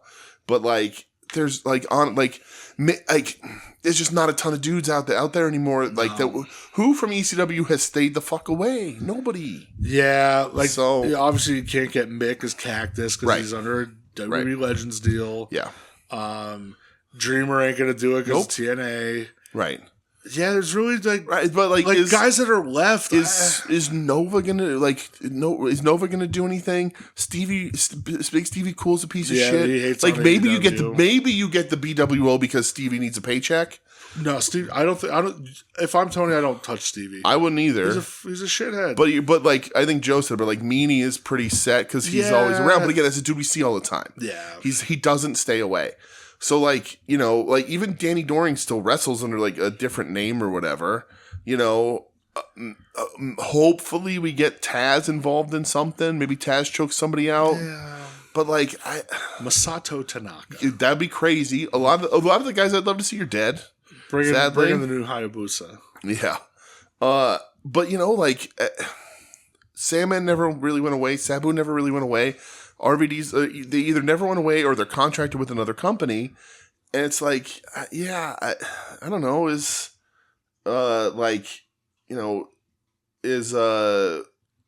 Jerry Lynn's already in the company. Judge Jeff around? I think he's in the company. Yeah, I think he is. But Joe Gertner, what are you gonna we've seen this. The people who actually have stepped away stepped away, so they're not going to come back. Yeah, I don't need to see anybody at this point. I'm good. Again, RVD would have been fun because RVD still wrestles, right, right. And the time he's been in AEW, it's been fun, right? But like, right, and that's Rhino hasn't stopped wrestling since ECW. Yeah. So like while he's ECW nostalgia, he's also still an active wrestler around the world. Maybe they could bring in ECW superstar Matt Cardona. Okay. Yeah. From the only one that made money. Maybe I did see Ezekiel Jackson's taking bookings. He looks great. Yeah. He looks great. Fucking Marcus Corvon, Monty Brown. There we go. Let's go. Yeah. Print fucking money, baby. Yeah. I are we going to see Sandman? Probably. Yeah. I imagine doing. Yeah, this is absolutely going to happen because they did it. They've already been in contact with the management for music for other songs. Tony's absolutely going to buy the rights to Enter Sandman for a night or two, and Sandman's going to come down and he's going to do the same thing he's done for the last 30 fucking years. Yeah. And I'm going to have a big smile on my face while he does it. Freak the fuck out when it happens. But like, it's not like a thing I need to see. Sure. Well, Tim, thank you so much for the question. Appreciate you, brah. Next up on Dynamite was the trios match. Young Bucks and Ricochet against what the fuck? Jet Speed, right? And Mark Briscoe. Is that what they're calling themselves? Or no, that wasn't it. Who the fuck was it? Wasn't it Mark Briscoe? Speedball and Swerve. Swerve, that's right, because Kevin Knight wrestles Okada later. Yeah. I just automatically say, they're together. It was fucking fun, man. Yeah. It was that like AEW. I don't say AEW car crash, but like, but that's just they're fun, crowd pleasing, crazy matches. Let's just have some fucking fun. And then a finish that I fucking hated. Yeah, because you notoriously hate roll up finishes. I love roll up finishes. Yeah. I just hate the Young Bucks. Well, plus 3 stars. Nope. I can take I have the right to reserve and remove my own scale whenever I want. It's not true. It is true. It's my scale. You're doing a disservice to the people. I invented it. I'm going to do a hell of a lot of disservices to the people. How dare you? It's so many things about this finish bother me. One that it's Swerve that takes it is a pretty big one. The Bucks stink. And like I said, like the Bucks just like, they do a thing that people aren't going to like. And they're like, oh, did you you heat? And it's like, no, you didn't do any actual bad guy work. You just did a stupid thing and people are going to hate it. So, yeah. But it was fun otherwise. That was a blast. Yeah, it was really fun otherwise. Jamie Hayter's having her sit-down interview. Right out of the 70s, yep. Looking like $1 million. Mercedes crashes it. They brawl out through like one of the opera boxes, and I'm just gonna say this: great pants choice, ladies. Okay, both of you, wonderful pants. Yep. It was good pants on both. I agree. Good brawl though. Really, really fun brawl. Mercedes walking in the bank statement on the fucking ramp was sick. Good shit, man. I like this a lot. It's called the Statement Maker now. Whatever, dude. But like when she ducks the haterade and leaves, and then Hater's celebrating and she comes back, it's perfect. Yeah, it was awesome. It's just so well done. Yep. Willow is getting interviewed backstage. Says she's going to take out the Death Riders. Chris Statlander wants to, rekindle this friendship. Yes. Willow's not interested, but then she says, how about tomorrow night I meet you in the ring? Yeah. So she says, want to wrestle? Yeah. You want to wrestle? Sal Bandini, you want to wrestle? Kazuchika Okada versus Kevin Knight. Yes. Kevin Knight gets his fucking ass beat by Roosh. Which I knew was happening because in 2 days, I think tomorrow as we're recording this, he's gonna be in the Super Juniors. Yeah, so he's got his way to Japan. Yeah. So there was a promo earlier in the night where I was like, "Oh, Roosh is gonna beat the shit out of him so that he's off to Japan for a month," and that kind of happens here. But then he has a really good match with Okada. Yeah, and I like that this wasn't like fuck around Okada. This is like I'm gonna beat you up, Okada. Yep. Yeah, which signed me up for that. And it is like I was worried that this was gonna be MJF. Switch where the dude gets beat down and then like Knight put up a fight, but like he was imperiled the whole time. Yeah, he never got out of the starting blocks. He dies a death and then afterwards dies even more post match. So I like this a lot. This was good. Yeah. Kevin Knight, I think maybe I don't think there's regret there, but like I don't think they thought the Knight would catch on like he is. So I don't know that you want him off TV for a month. But yeah, that hurts. Because he's a hot fucking property right now. But I still think he's dual contracted, so gotta separate those dates, man. So, but hopefully New Japan gives him a good showing, because like, he ain't no goddamn junior though. No, well, they were talking about on commentary how he's not, how he's up to heavyweight, but he's going to go be in the Super Junior. Yeah, because then like the whole Nick Wayne Christian thing is going to be put on pause now for a month. So this is weird timing. Yeah, the whole belt just goes away.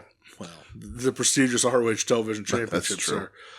Main event, Samoa Joe versus Claudio. I thought this was really good. Claudio was very motivated. Yes. Joe was beating the shit out of him, which I love. Joe killed him at the end. Yeah. They choked him to death. Yeah, Joe chokes him out. Yeah. Mox goes to get into the ring. Powerhouse Hobbs runs out with a shield chair, and holds them all off. While Joe gives that like suplex, like rib breaker over the chair that's been happening. Everybody, looked fucking awesome. So yeah, Joe and Mox in a cage on Dynamite. It'll be interesting. Very excited to see it. Did you see Darby do his world record breaking kickflip? I saw. Good for him. And he pointed up and goes, "That's the peak right there." Yep. So do that and come back, putty. Yeah, please. So second collision.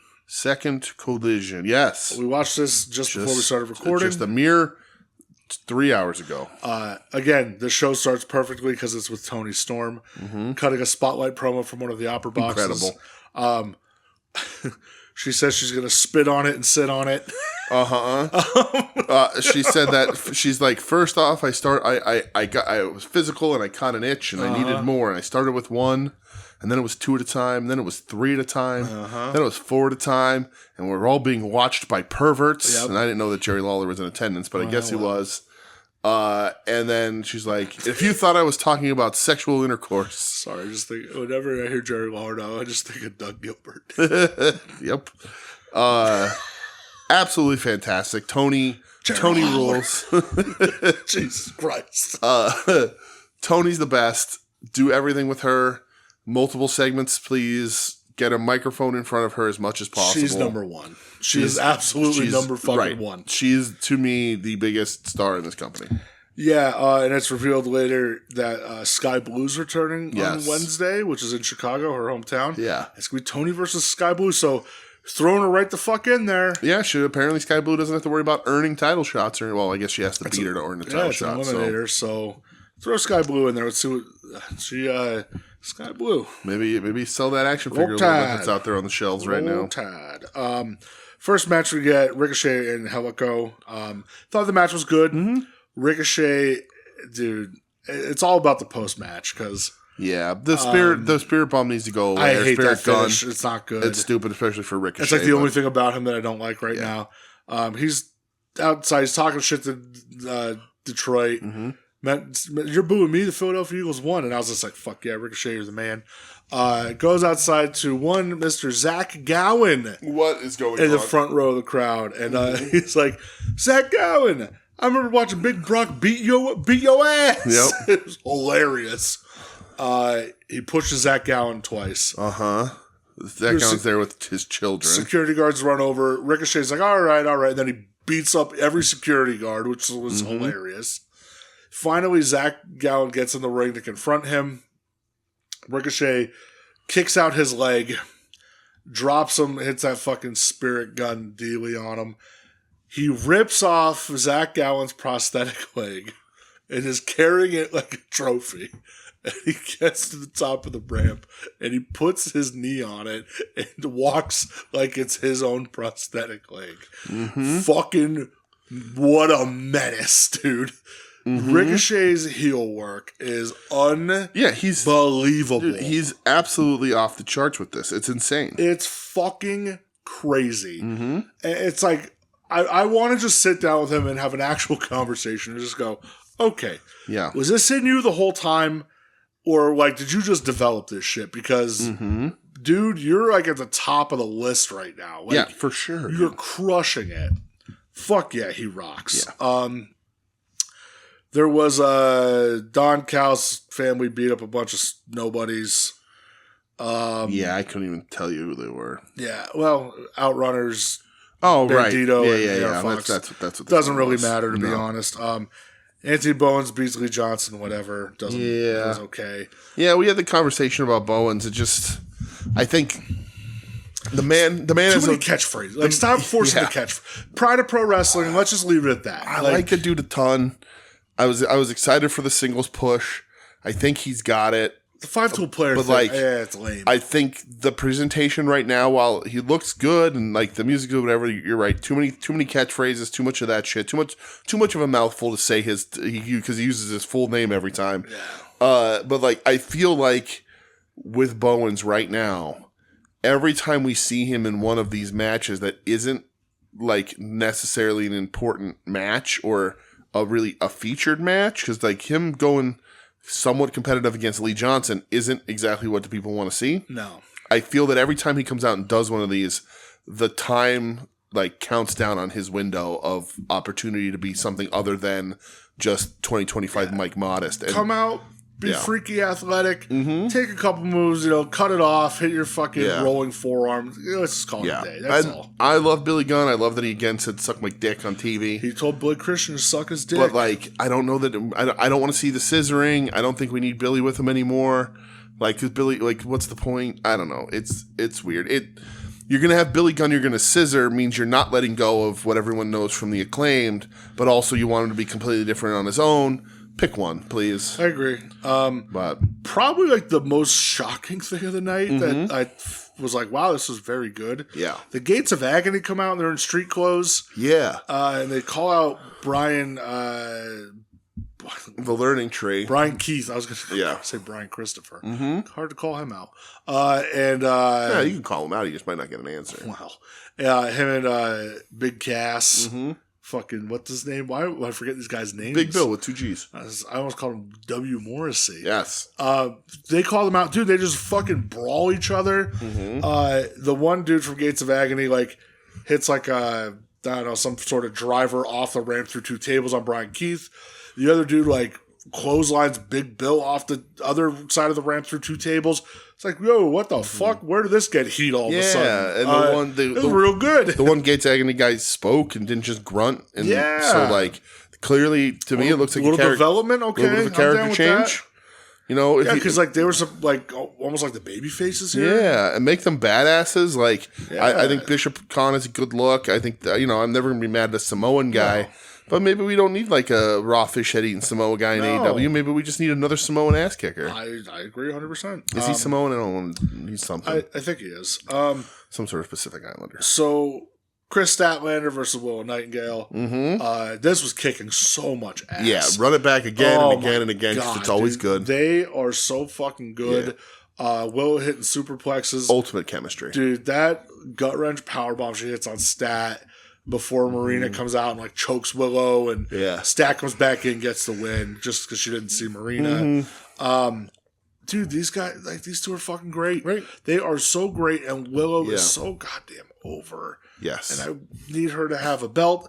I need Statlander to join her to like beat up Marina now because it's kind of like a nobody's going to beat up my friend. You know? Yeah, but it's so weird because like Marina beats up Willow while Stat is on the outside. But when Stat's on the outside, Willow, like, the last thing that Stat knows is that Willow shit-canned her to the outside. You could always go with the, I was confused, just got dumped on my head. And she gets back in Willow's worse for wear. It's like, well, how did this happen? Yeah. I thought because of the story, like, the way they've been telling it, like, Stat keeps trying to talk to her and Willow keeps blowing her off, that Stat's going to finally, like, be her savior and that's when they'll join up.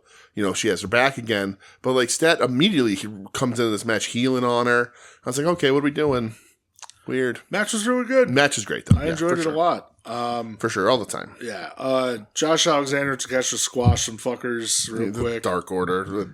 Yeah. Those guys are stealing money at this point. I'm sorry. I'm sure they're nice people. Yeah. But they're stealing. I love John Silver. They're stealing fucking money at this point. Speedball Dralistico happens. File this under match not for me. Yeah, we spent... Again, not saying it's bad. It wasn't a bad match at all. We spent most of this match looking up Dralistico lore. Yeah. Turns out Dralistico is a combination of Dragon Lee, which was his original gimmick, until he gave it to his little brother, who's now currently in NXT. No, he's not. He's on main roster. Good for him. And then who also broke Harumu's neck. And Mystico, because Dralistico was the second Mystico when the first Mystico went to the WWE to be the second Sin Cara. It all works. It's all over the place. Yeah. But it was fine. But again, for me. Like, file it under the not for me tag. I like a ton of what Speedball's been doing, but I like him in multi-man matches. Yeah, nothing I like think this. he's much, much better. Although this is going to lead to... He is a wrestler I feel is great for live crowds. Yeah, for sure. What he does, like, it's not for me. It's exciting. Well, and we're definitely in the minority because people fucking love that dude. Yeah. But this is leading to a match against Roosh, and Roosh is going to eat him alive. So fucking kill him. Yeah. Main event: Danny Garcia versus FTR Bald. Mm-hmm. It's okay. FTR Bald got some color after hitting the fucking ring post. I thought it was all right. Yeah, I don't think it was anything great. The it's fucking all right. ending is It's okay. The ending is very confusing because FTR they start. It's like they forgot to call it. Yeah, they go over and they start pushing Nigel. Mm-hmm. Nigel's, I'm just a commentator. And then FTR Bald shoves him again. And he gets back in the ring and he goes to hit Danny with a pile driver. And Stoke is distracting the referee. Yeah. And it took Nigel forever to get into the ring. Mm-hmm. But he lays out FTR Bald. He lays out FTR Hair. And then Daddy Magic lays one out. And the match just ends. There was the ref forgot to make Bryce forgot to make a call. There's no ringing of the bell, no announcement of whatever. So just no contest, I guess. Sure. But fuck yeah, Nigel. Mm-hmm. That's good. That's Nigel goddamn McGuinness, okay? Everybody, respect Tatum. Respect him. Yeah, that's what's Tatum, her problem. Listen, I'm going to have to be like, Tatum, sit down. We're going to watch Nigel versus Danielson. Oh, boy. It's going to happen. Yeah. You want to see some real fucking shit? Here we go. Mm-hmm. Nigel fucking rules. I'm so happy that he's on my television. Yeah, so we're going to get FTR and Stokely against Nigel, Tony Schiavone, and Daniel Garcia. I don't think Tony Schiavone, but... Hey, a little boy dream. Tony Schiavone, first time ever stepping in the ring for a match? I don't want that ever. I do. No. You leave Tony. Let Tony you put him in. Stokely goes over. Tony fucking cracks someone. That's it. I don't need him fucking in a match. Okay. You do the training sequences so you can see Tony training up for the match, and then he comes out and he's in the. If it's anything like Vince McMahon running after a chicken, then all right, I'll give it to you. He's in the full sweatsuit with the towel around his neck, tucked in the front. I hate Stokely. Yes, exactly. All right, fuck, tuck me into it. All right, well, that was America. Whew. Time to go. No, this is America. Take a trip to Japan.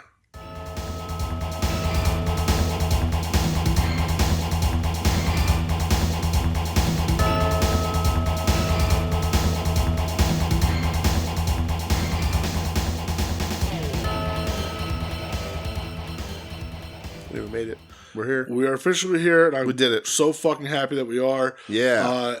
I guess I'll talk about shit you didn't watch first, just so I can get it out of the way. Taka Taichi Mania 4. Mm-hmm. This is the Taka Michinoku Taichi Produce Show. Was run Wednesday morning, I believe. I watched 3 matches from it. Talk about 2. Okay.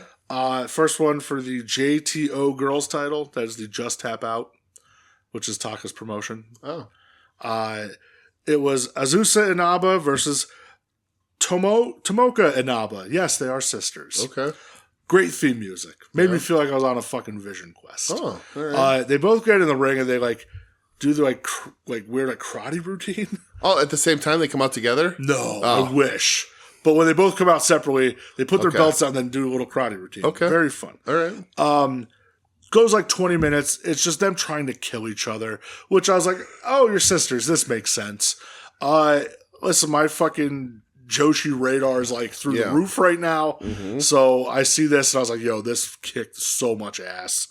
Definitely go watch it. If you need a way to watch it, holler at me. Or just go to the We Need Wrestling channel in the Discord, and you'll find it there. The other match that I did watch that I'll talk about, Jun Akiyama and Zack Sabre Jr. Tagging up against Taichi and Tomohiro Ishii. I'm glad that's seeming to be a tag team for real now. Sure is, brother. 30-minute draw. Mm-hmm. This was fucking awesome. Yeah. They just beat each other up for 30 fucking minutes. There's a sequence between Zack Sabre Jr. and Ishii. I've never seen Ishii move that fast. Oh, yeah. He was moving at lightning speed, brother. Wow.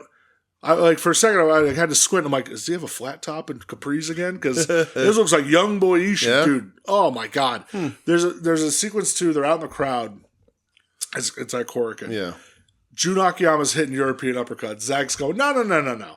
And he fucking nails something with it. And Akiyama looks at him and goes, Okay. Hits another European uppercut. And Zach's like, all right, better. Nice. It's a fucking, like, oh, it was so awesome. This was one where, like, after the match, I was like, damn, can I, like, go back to 95 and have a Zack Sabre Jr. Jun Akiyama tag team run? Yeah. It would have been fucking awesome. Taichi and Ishii are so good together. Yeah. Strap those fuckers up, man. Like, at this point, who has the heavyweight tag straps? That's a great question. I have New Japan no right idea. It's the Bucks, isn't it? No, they don't have them. No. Because Jeff Cobb, Cobb and O'Khan had him, but then Cobb vacated because he's leaving. They and also Toshiaki Kawada's on commentary for this. Nice. And his voice, he just sounds grumpy. It's like, I love Kawada so much. The Great O'Khan and Callum Newman. Okay, that makes sense. They won them in the end of April. Okay. But yeah, dude, this show's a lot of fun. Like, from what I saw, it's probably not the best, like, of their shows. Their one show from 2 years ago was Desperado versus Jun Kasai, where it's still, like, one of my favorite death matches. It made my match of the year fucking list. Yeah. But anytime, like, some shit like this pops up, I like Taichi. I'll watch. I did not watch the main event of Takamichi Inoka versus Hiroshi Tanahashi because I didn't feel like watching old men move in slow motion. The Bucks had him in January. That's where my brain was. Yeah. They lost him to Naito. Yeah. But this, again, fucking a lot of fun. Cool. The Anaba Sisters match, I'm telling you, dude. It's funny. It's fucking awesome. Nice. Watch more Joshi, you sons of bitches. Yeah. I guess we'll go to New Japan. Well, Wrestling. see, I did watch Joshi, though, because I watched from Marvelous. Oh, yeah, because you watched a 5-minute match. I did. Marvelous ran a one-day tag team tournament. And the opener was Senka Akatsuki and Sora Ayame versus Magenta, which is Maria and Rico Kawahata. It goes 4 minutes and 28 seconds. This was sent by a friend of the show, Jess. Very quick. I hadn't watched any of these before. Every time Jess had recommended them, I rudely ignored them. But I really like that Senka and Sora dressed like the Crush Gals. So that was a lot of fun. And the match is fine. It's a sprint, but it's good. But the commentator has a hilarious voice. Sounds like some sort of anime animal would sound calling professional wrestling. It was high pitched and like squeaky, but not annoying, but like very excited and very fast. Yeah. So Marvelous. We're seeing a ton of Marvelous because they're crossing over with doing all the Marigold stuff. But I don't know. This is on YouTube. I don't know if Marvelous puts everything up on YouTube or that I don't what know. they do. But look out for Marvelous. Apparently they got some talent because I think Chica Hashimoto's there in Marvelous. Maybe somebody is. I don't know. Not sure. Somebody is. All right. New Japan Pro Wrestling Dontaku. Yes. 2-night event. Night 1. I watched a couple matches. Okay. For the TV title. Mm-hmm. El Phantasmo versus Konosuke Takeshi. Yeah, I watched this. So this goes to a draw, which totally makes sense because on Friday night, New Japan Resurgence, I believe from San Jose, they're having Takeshita versus ELP for the never openweight title. So it was inevitable. Okay. Match is fucking fun though, man. Yeah. Takeshita is just a bad son of a bitch. You know, I didn't know that ELP was out here having good TV title matches again. Yeah. That was my favorite title when Sabre had it last year. Those matches he had against Cobb were fucking awesome. Yeah. And Cobb had it for a little while, and I was like, okay, whatever. Like, they were good. But this is really good. This felt like back to the TV title sort of thing that I really liked. Yeah. Again, it goes to a draw. A lot of draws that I watched. A lot of draws all over wrestling right now. Shocked right now. Takeshita goes to hit the Blue Thunder in this match and is falling. Like, he trips over his own 2 feet, but still hits it. Just shows how, like, unnaturally strong this guy, or I guess naturally strong this kid is. Craziness. Yeah. And ELP, one of, if not maybe the most underrated guy currently out there in wrestling. Like, he's fucking awesome, man. Every time I see him, I think about Ospreay's match with him when Ospreay was leaving New Japan, and Ospreay was like, "Here's your boy if you want him." Like, literally set him up on a platter. New Japan was like, "We're okay." Yep. And I was like, "You guys are stupid." Yeah, Ospreay tried to give you hey, American fans chanted Logan Paul at him, and I think that ruined a little bit of his. No, because he played into it. He was fine. But and he took that sick Blue Thunder bomb from Takeshita through the tables at Forbidden Door. Yeah. Never forget that spot. It was awesome. Yes. So I watched another one before the main event. Oh, Shingo Takagi versus Shota Umino. You're braver man than I. Well, you're a fucking Shota Umino guy. I'm aware, but I've walked away. This is a fucking carry job by Shingo. It's like sad. I don't know what happened. I don't know. He lost his confidence, brother. Dude, he was riding high. Those matches, got that fire in his belly anymore. The matches with fucking Zack Sabre Jr. for the TV title. Still with like Moxley. Even the Moxley match in the US was fucking awesome for Shooter. But yeah, he I don't know, man. It's crazy seeing everybody else rise up and he's the one who's getting left behind. Yeah, I agree. I was talking to Kevin Ford about that this morning, and like, it's just crazy. It's crazy just watch the fall of him, and they're like, oh, now he's saying like he's in stage 2, and I'm like, you just shaved your head. That's all you did. Like, what are you talking about, dude? Like, especially stage 2 of what? Seeing guys like Gabe and Yuya and Tsuji, even I'll give him credit. Fucking finally in the next match, Ren Narita, like, these guys are all just passing him by, and it's fucking crazy. Shingo's the man though, and Did Shooter bled, right? I think I saw afterwards. So there was a last of the Dragon. It was the finish. Okay. And Shingo's boot like crossed his nose on the landing. That's what bloodied up his nose. So okay. I mean, Shooter was my favorite. I said it all the time on here. Like, I thought that dude, that he had the look, the ties to Moxley. I thought his work was really good. I don't know. I'm done. I have no interest in this. Crazy. I'll tell you what, like, even beforehand, but that Wrestle Kingdom main event against Zach ruined him. Yeah. Oh, yeah, for sure. When they tried to go like 45 minutes and that weird heel face type shit, he was, it ruined him. And I'll tell you what, too, like, and of course I'm gonna keep watching New Japan. I'm not. New Japan still has a lot of really good in it. Dude, a ton of really good. Awesome. But like, with how fucking hard the Joshi companies are going right now, you can't afford to not be at your best as a Japanese professional wrestler. Yeah. Now, obviously, we are saying this as American fans. Sure. As Japanese fans, right? There's not as much of that. I'm talking about my fandom alone. Sure. Like, right now, because Joshi are hitting so hard, if there's an unknown commodity in either one, and it's like, but they're happening at the same time, I'm going to Joshi. I'm going to watch the Joshi one. I'll watch the Joshi one and wait to see what people say about New Japan. Sure. And like, that's not always the case. And like, Stardom, and particularly Stardom, but now Marigold, like Tokyo Joshi Pro, who's getting a little bit less of attention, seems killing it this year. Like, Stardom especially is fucking killing it. And now it's like Cerise seeming to be back in the Stardom fold. Like, ooh, brother. Yeah. All right. So main event. This is a loser leaves the Bullet Club. Yes. Steel cage 10-man tag. I remember me asking you, or talking about it like months ago about, I think they're out of the Bullet Club. No, they're not. I guess not. I was like, loose affiliation then. I guess it was. Sure. So listen, it's Bullet Club War Dogs versus fuckheads, House of Torture. So it's Clark Connors, Finley, Joe Maloney, Gabe, Kidd, and Taiji Shimori versus Evil, Ren Narita, Sonata looking like a motherfucker on his entrance.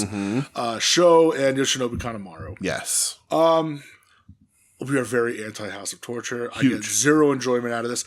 I wasn't even going to watch this. I was like, this was not on my list until you told me it was I don't good. care about this. I don't give a fuck. But then I was like, okay, they're all in there. They're not really going to House of Torture it up. You can't. You could. Dick to go.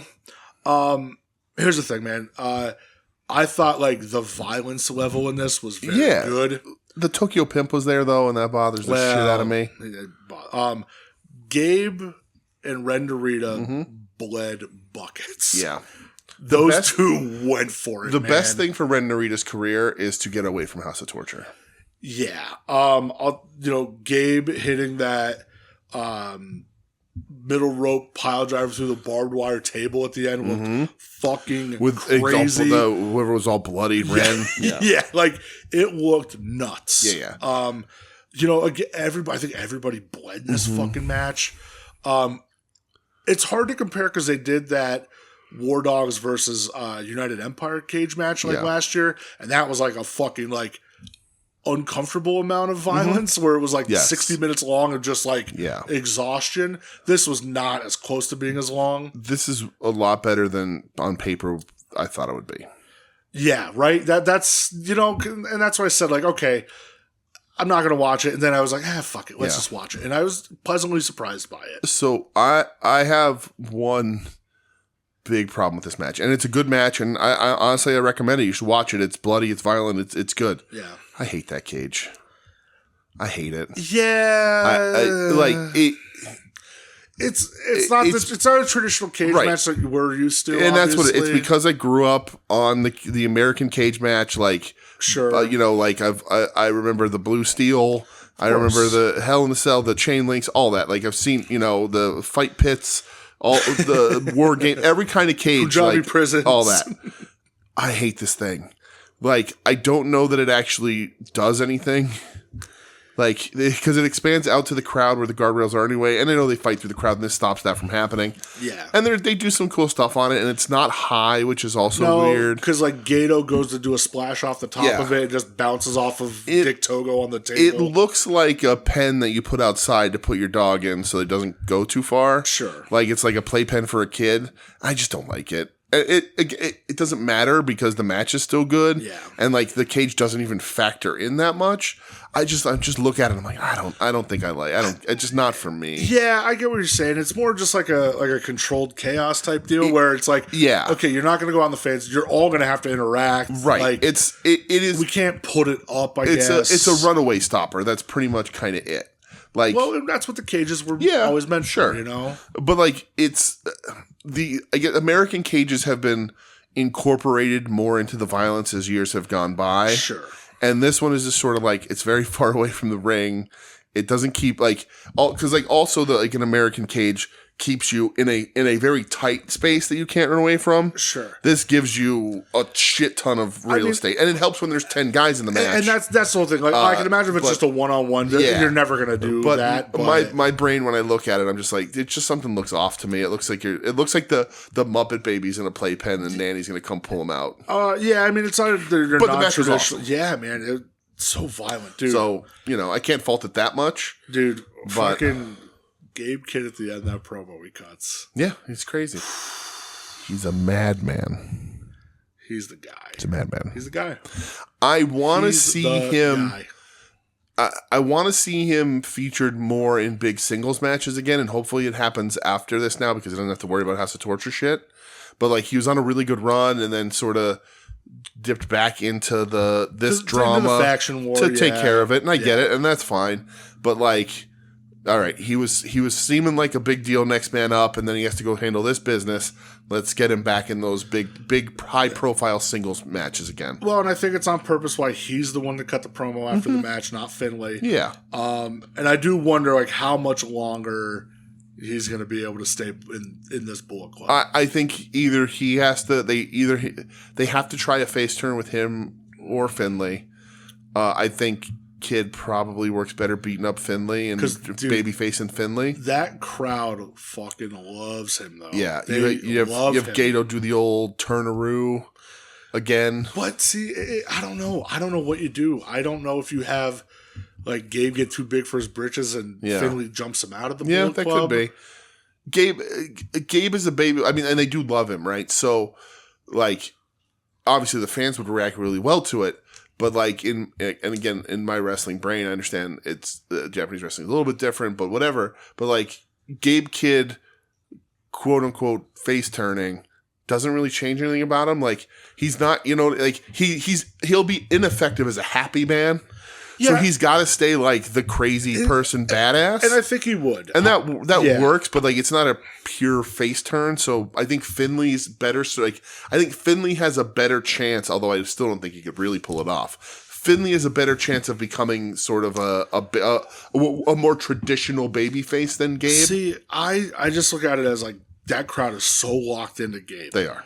Everything he does, and like how much he talks about like how like they're the real fucking pride of New Japan, you know, like and once you say that, dude, it's like that motherfucker had Tanahashi crying because how proud he was of him, you know, and it's like this is built in, man. I think it's ready. I don't know how much longer he's going to do Bullet Club. And I just think it makes sense he's the one that gets jumped out because he's going to be getting a little too big for his britches and not knowing his place in line. It's Maloney, Ishimori. Oh yeah, Ishimori's there. Gabe and Finley. Okay. I mean, listen. I think everyone can agree the Bullet Club has run its course also. For the most part. Dude, it's fucked up because like this version of it I kind of like. Yeah, but I don't think they need to be the Bullet Club.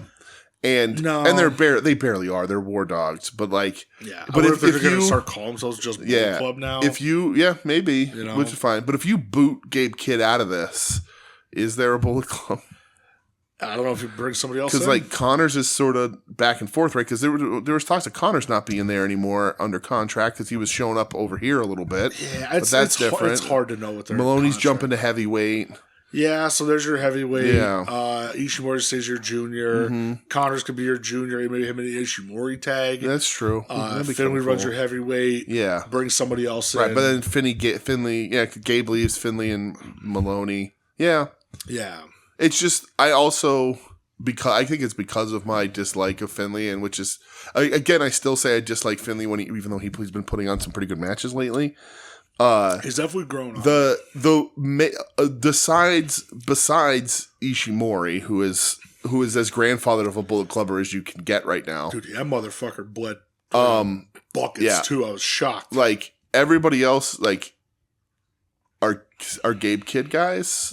Maloney, Connors, they're Gabe Kidd guys. They were Finley guys because Finley brought them in. You know, he recruited all of them. Yeah, so. But they seem to. I guess in my brain, it's like.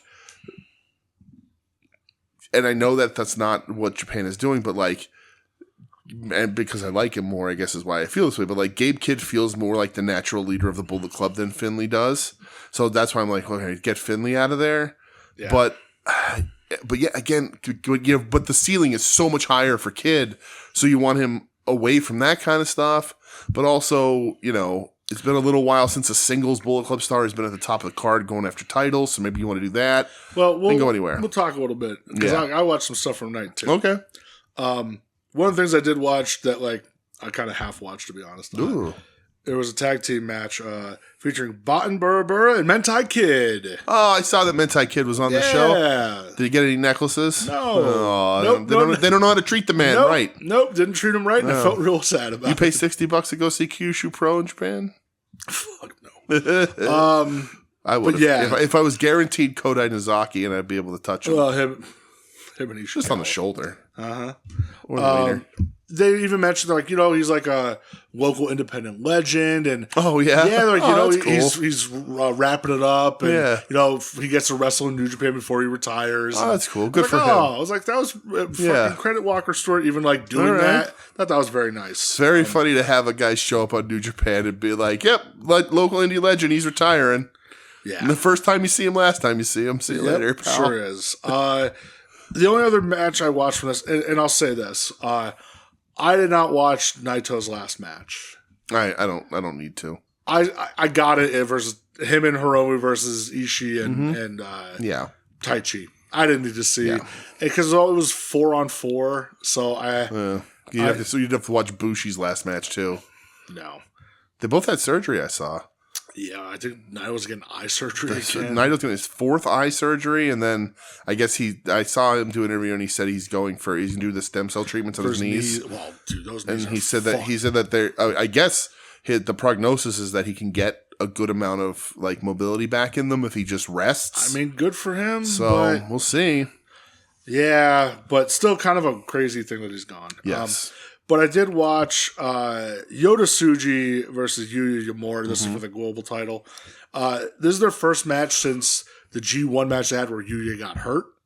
Oh, wow. Okay. Yeah. Interesting. So they were showing the clips beforehand. And I went, holy shit, dude. That match was a banger. That match was fire. Until he got fucking hurt. Fucking rocking before he got hurt. Yeah. So this is great because Tsuji just works the fucking arm the whole match.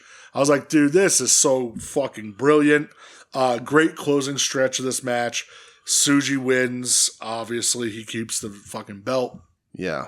At the end of the match, Naito comes out, and Bushi and Hiromu and Shingo, and they do the LIJ pose, and commentary was kind of like handing it over. They're like, "Is this Tsuji's LIJ now?" Should be, because now 2 guys are gone. You still have Hiromu, which really you could say this is Hiromu's LIJ or Shingo. Well, no, Hiromu, he's got the most seniority. But yeah, man, this was so good. And again, it was just like, damn, Shooter, you fell behind so hard, man. Yuya is awesome. The fucking heat stroke himself. Yota Tsuji is just the fucking man, the Gene Blast. And so, and also after this match, who comes out to challenge for the global title? Gabe Kidd. Oh. Yep. So it's going to be him versus Tsuji. Tsuji's had that for a little while, too. He's had it since Wrestle Kingdom? Yeah, when he beat Finlay for it. So, well, so I mean that's built in right there. Yep. He beats Tsuji for it, and then Finlay's like, that's my title though. Mm-hmm. I want that. Yep. So yeah, can't wait for that because then that's going to be fucking great. So I didn't watch the main event. Mm-hmm. It was Hiroki Goto versus Callum Newman for the IWGP title. I was told good things about it. I don't give a fuck. Goto wins, and Shingo comes out to challenge Goto afterwards, which Kevin Ford and I were talking this morning, and it's like he said he thinks Shingo should beat Goto for the belt. Ooh. I said probably, but if it doesn't happen, I can see Goto holding this fucker till the dome. I really could. Yeah. G1's only in, July or August? It ain't that far away. And I said, realistically. Realistically. Back around the Wrestle Kingdom? Realistically. Yeah. Who right now, other than Shingo, can beat absolutely. Goto for the belt and you would say, yeah, for sure. I said 2 names. I mean, I'll always say Ishii, but I know that that's just my pipe dream. That's never going to happen. I know. I said 2 names, and I said there's a third who could win it back, but they seem to be in weird. I don't know what the fuck's going on with Zack Sabre Jr. Well, he's at the wrestling at Resurgence, right? Is that at Resurgence or is that after? No, that's at Resurgence. Okay. But it's like I don't know what's happening here type deal with Zack. Man, a wrestling. I mean, we're 7 months away. G1's coming up. Yeah, which gives him will Goto be in the G1? Probably not. Yeah. Probably champ as a champ. Okay. Who else? In the landscape of New Japan, would you say right now could win that belt? And you'd say, "Yep, I get it." So he's in the G1. Oh, they didn't announce it yet, but I'm trying to work through it. He's in the G1. He loses a match or 2 in the G1, so there's 2 challengers there. That gets you a month, 2 months off after the G1. Or could you do a challenger a month? Unless they do what they did again and have it in October, but I don't think they will. That was them hitting the emergency button because of Naito. Yeah. No. So we're looking at July for the G1? Mm-hmm. June, July, or July, August? Probably July, August. July, August. Okay. So May, so June. Okay.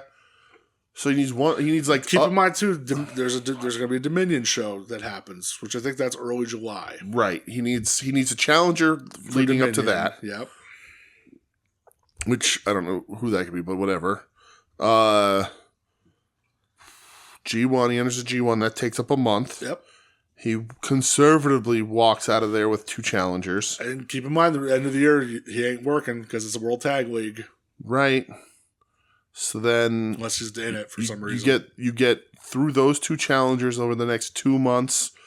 We're October, which is November starts tag league. December. I think it's mostly December. Okay, so he ends up with November. He doesn't have to have any challenges for the belt or that. You know, he could just work multi-mans. You can work the multi-mans, but I'm thinking you could probably throw in a bullshit Great O'Khan feud, not feud, but build up to a title match. Something like that.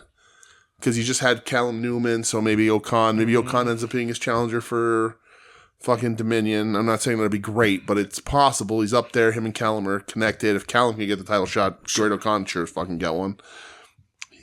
Yeah. Doing the math on it, we ain't that. You're right. Like, the way their schedules are structured, the champion's heavy lifting is the first 6 months of the year. Yep.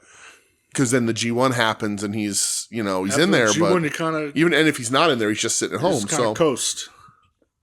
Yeah. Shit. And there's 2 people. Okay. Realistically. Shingo being one of them? Or 2 people other than Shingo? If Shingo doesn't beat him for the belt. Okay. 2 people realistically, I think. In New Japan. Are we counting Sabre to get it back? Or we're saying no because he's fighting in Resurgence? I'm saying no because okay, fighting in Resurgence, and I just don't know what happened with them weird. I don't know. Okay. There's something in my loins I feel is fucking happening in New Japan with Sabre. I don't know what it is. Okay. I'm trying to go through the roster in my mind grapes. Gabe Kidd's challenge for the Global. Is Gabe Kidd one of them? Gabe Kidd's one of them. Okay. I mean, if they have that much faith in the guy, which I think they do and they should, I think that maybe it's a little early, but maybe not. By early, I just mean I would like to see him have at least one high profile singles match out of this Bullet Club shit, which is easy to do. That's not a problem. Yeah.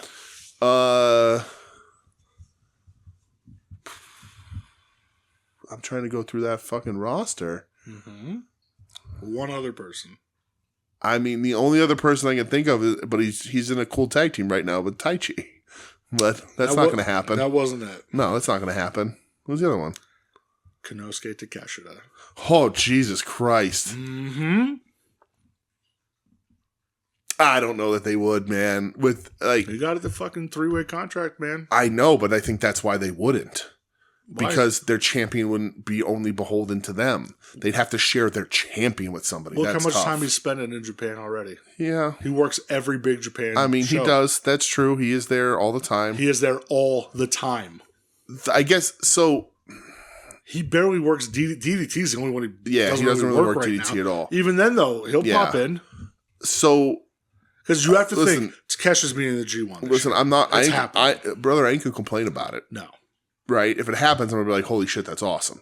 My fear is, as a world champion, I know Takeshita has the Never, he held the AW title and all that.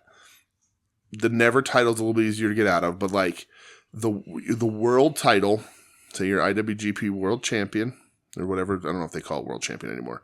IWGP champion, you're at the top of New Japan.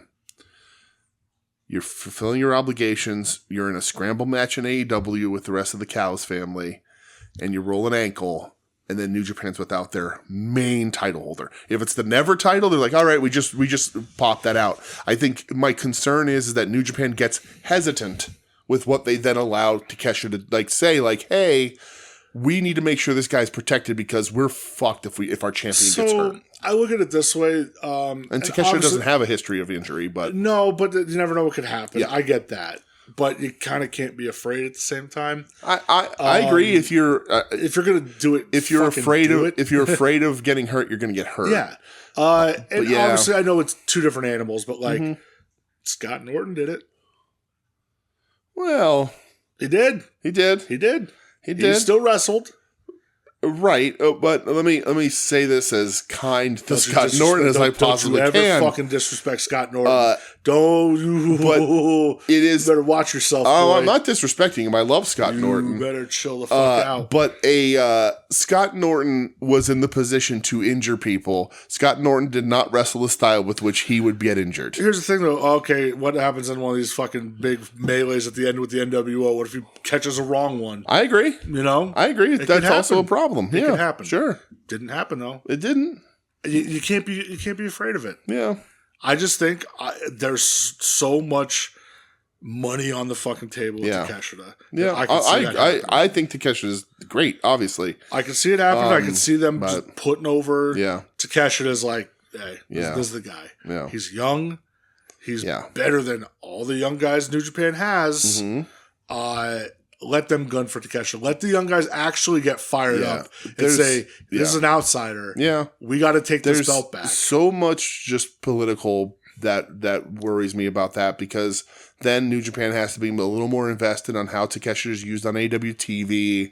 You know, and he already doesn't lose matches, but like, you know. It's not, he ain't eating pins. Yeah, but you don't want to devalue that title. I think it could happen. I'll be more than happy if it does. Yeah. I just think there's a lot of political red tape that they'd have to clear out of the way that might make them hesitate. But as far as a performance standpoint and the best wrestler available to take that title, it's Takeshita hands down. You want to really, and not saying, the Goto run, don't get me wrong, it's fun. Yeah. It's a good time. Uh-huh. We're here, we're having fun. Hiroki Goto, fuck yeah, G and IWGP stands for Goto. Mm-hmm. You want to see really must-see main event matches and build that back up for New Japan? Mm-hmm. You put that shit on Takeshita. Mm-hmm. I agree. I think just an idea. That's all. So I mean, again, yeah. I mean, from an ability standpoint, there's nobody better. Yeah. All right. Let's go to our last show. No.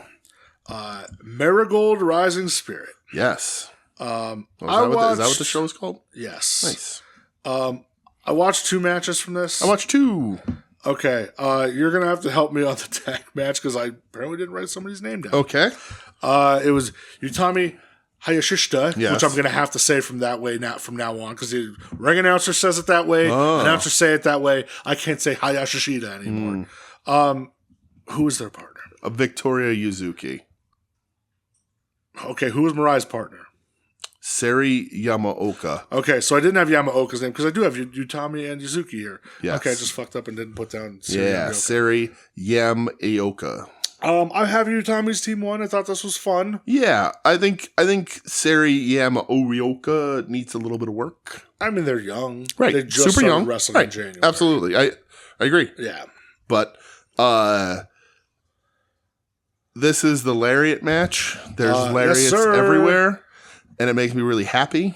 This is a ton of fun. Utami and Mirai for that belt is going to be...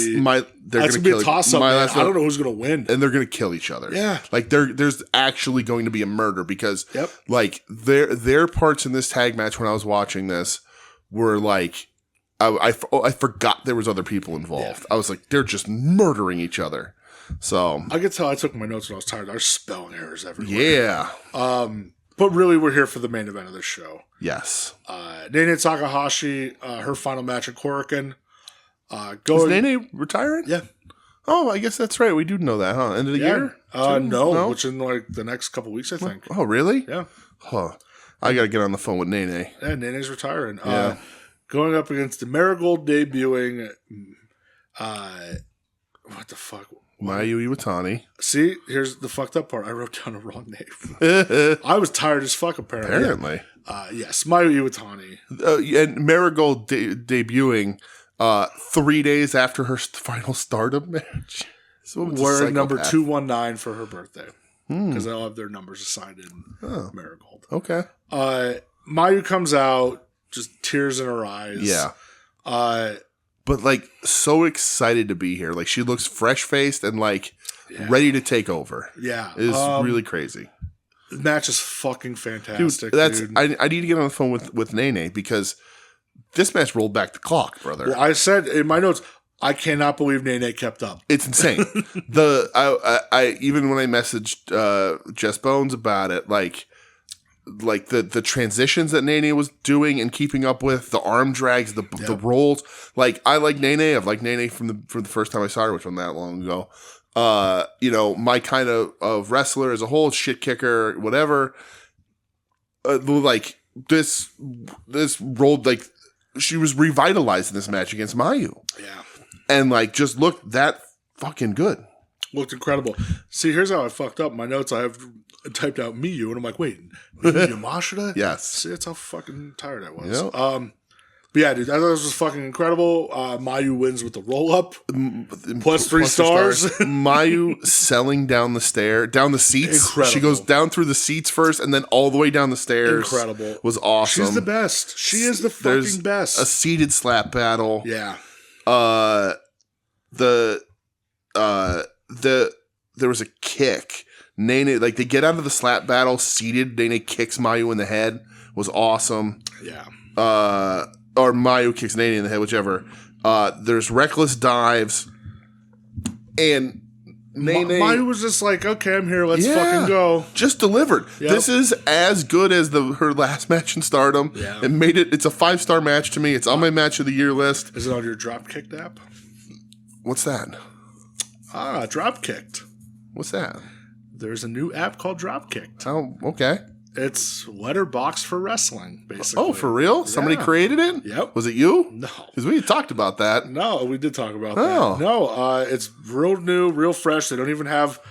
I was adding some match of the year. Dude, you're going to love it because you're going to be able to, like, put it in your app. You can make your own list and shit. Oh, Drew McIntyre's on there as Big D. oh yeah. And he created a match list, and it was like matches where Drew McIntyre was fucked over.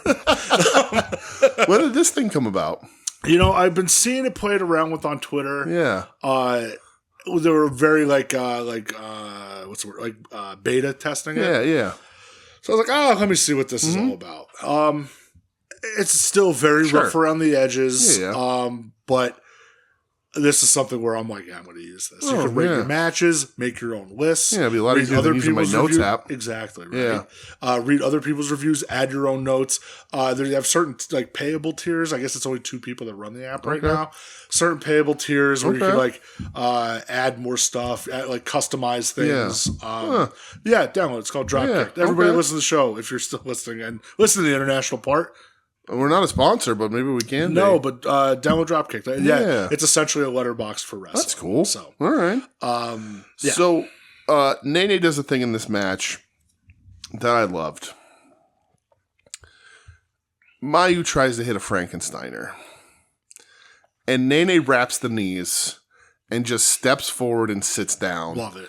Into a full-blown lion tamer. Yep. The right way. When I say lion tamer, you know what I mean. Yeah, not the Walls of Jericho. Lion tamer. It's Bossy Crab, but then single leg lion tamer. Yeah. And it was so gross, and Mayu's twisted in such a gross way. Yep. And then she catches a double stomp into an STF. Insane. Into an ankle lock. Yeah. That she switches into a figure 4. I was like, what is going on?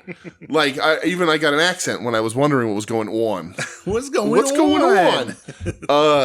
But I was just like, this is crazy. Like, Nene looks so... Like, Nene's always awesome, but, like, so much better here. Nene looks like she should not be retired. Right.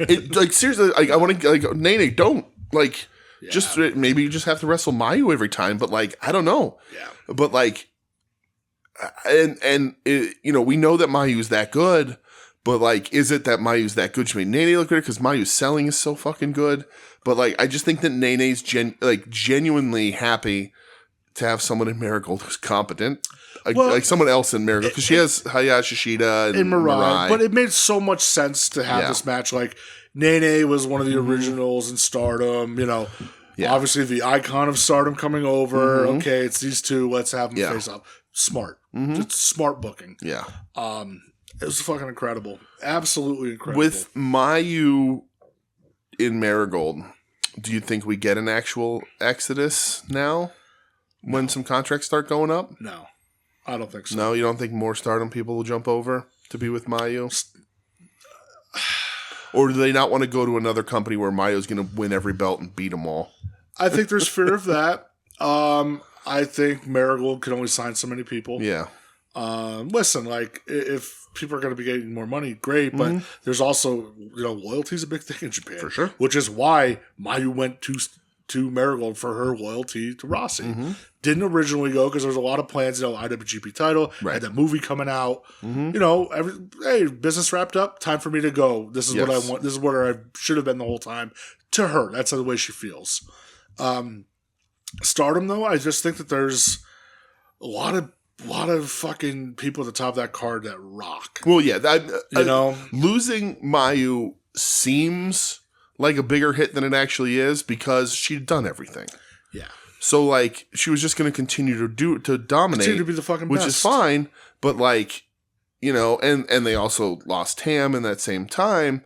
But you have Saya Kamatani, you have SLK now that top is open for again. Yep. Like Stardom's fine, obviously. And Marigold is now exponentially better. Like Marigold got the best wrestler on their roster. Yeah, they really did. They got the best. So, even like I mentioned before, Stardom, Sari coming in. She's gonna be looks like wrestling Shuri at least once or twice. Okay, so sign me up. I'll take it. Yeah. Yeah. Do you think Mayu and Rossi are able to organize Mayu wrestling some WWE EO or Kyrie when Kyrie's healthy? Absolutely. Do you think it happens in WWE? Do you think it happens in Marigold? Marigold. Okay. Mayu's name in WWE doesn't mean much. What are you going to have her over in NXT? That's a fucking slap in the face. I agree. By the way, Inamura is done with NXT. He's going back to Noah. You have, like they did earlier this year or late last year, I forget when it was, Io when she came over and wrestled Tommy. You could have Io come over, you could have Kyrie come back over. Asuka ain't working for fucking Rossi, that's for sure. Nope. That ain't happening. How much longer is Asuka out for? I don't know. But like Julia, she can come back, so there's a lot you could do. You could even do Mayu and Julia versus Kyrie and Io in Marigold. Yeah. Sell out whatever fucking building over there, you know? That's what I think. Mayu Bozilla in NXT when Bozilla shows up, wherever Bozilla's going to show up. Wouldn't be surprised if it's soon. Yeah. But that was all the wrestling we watched this week. What were your favorite matches? Was it? Sure was. Internationally is hands down Mayu versus Nene. Agreed. Nene. Seriously, phenomenal match. Yep. Mayu just continuing to be the best the absolute best in the world. Absolute best. Where's all the fucking people making the Mayu bootlegs? Where are we at? I don't want to pay $90 for a Mayu Iwatani shirt. Man. AEW's low. And if I paid $30 for this Akira Hakuto shirt. Oh. Which it's a WCW shirt. Oh, that's funny. It is. Fuck yeah, baby. That's hilarious. Yeah. What's my favorite American match? Man. Was there anything good tonight that we watched? No, it was kind of Willow Stat was good, but I don't know. Willow Stat was good. This is tough. Even though I didn't like the finish, I guess technically the best match is FTR Paragon. All right. Mine, I am going to go with Jordan Grace versus Julia from NXT. Ladies are fucking killing it, man. Again, this year, I really feel like they're just, their games have all stepped the fuck up. And maybe it's always been, and I just haven't always paid attention, but I'm so goddamn locked in on certain wrestlers right now. Yeah. I fucking love Julia. So watching her get dumped on her fucking head was nuts. And then wrestling the rest of the match. Did you buy anything this week? I got the body parts to my Dusty. Sure did. So I have an Americana Dusty custom, kind of, sorta. Yep. You got me the Hour Man figure. I did. Whoops. No. All right. Wrestling Rise? No. All right. I don't think so. I am watching a film cell from Terry Funk's appearance on Thunder in Paradise. That's sick. Hell yeah. So from Target, because they're so fucking weird and I still don't understand them. You go into the store, the figure's not on the shelf. You just order it through the app and pick it up at the front. I got the Wrestling Machine 2006 ECW Kurt Angle. Nice. Because I love that era of Kurt Angle. He was a fucking monster. I picked that up at Target. And then I scooted over to Walmart. Nothing for me. Got something for Adam. I'm sure he'll talk about it on Ad Odds. But Adam returned the favor, messaged me the other day, said, hey, this is available if you want it. And I said, fuck yeah, I do. He got me the AEW Luminary Surfer Sting, nice. Which I'm super hyped about. Yeah, he messaged me also. Shout out for that for Adam, but I just didn't want it. Oh, dude, it's such a good fucking thing. I'm not looking to stack on guys I already have, and I got that. You don't good. have a Surfer Sting, do you? I do. I have the green jacket. Oh, that's right, you do. Yeah, I think this is a cool colorway. Mm-hmm. So yeah, it's a great looking figure. So I got that. Still on the lookout for that pay-per-view edition one. I don't have a crow stinger. Crow, that's right. Which is I'm hoping for the Revolution. Yeah, I'm hoping I can find it. So yeah, that's all I had, pal. All right, so get out of here. Yeah, is it late Resurgence this weekend, followed by the beginning of Best of the Super Juniors. Yeah, which will be sporadic. So we'll see. Yeah. Well, you gotta watch your Taguchi matches. He joined Bishamon the last week or whatever, so he had a stick and an umbrella. You got to see how, if he's going to be fair. It's true.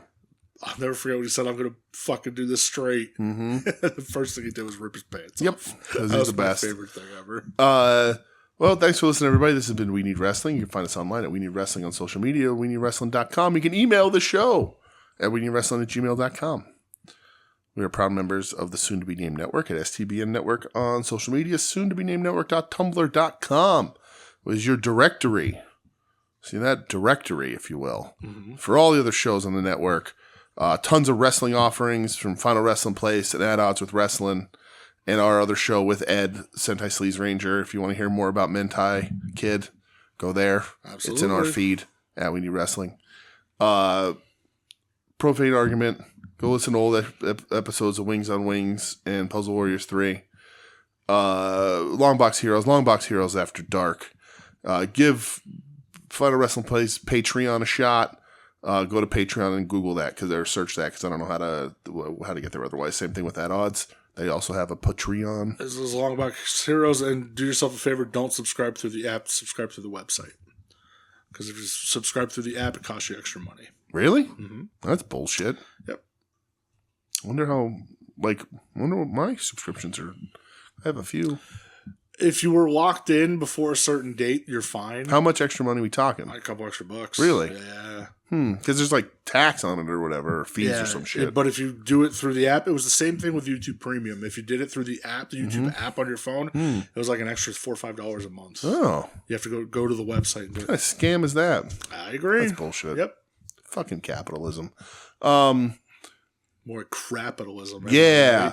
But that's everybody, I think. Go listen to Napalm Death. Yes. Because they fucking rule. Napalm Death. Go listen to the Melvins. Go see the Melvins in Napalm Death. They're touring right now. Yeah. The Melvins are touring with 2 drummers, and it's mesmerizing. It's crazy. So go get your ear holes blown off. Yeah. By both of those bands. It took me 2 days to recover, but I'm back. And we'll be back. Speaking of back, we'll be back next week. I was like, who's back? Ooh, who's bad? Who's bad?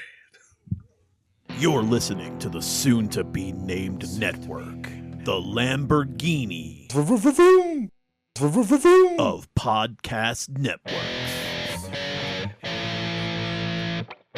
Knock it off, nerds!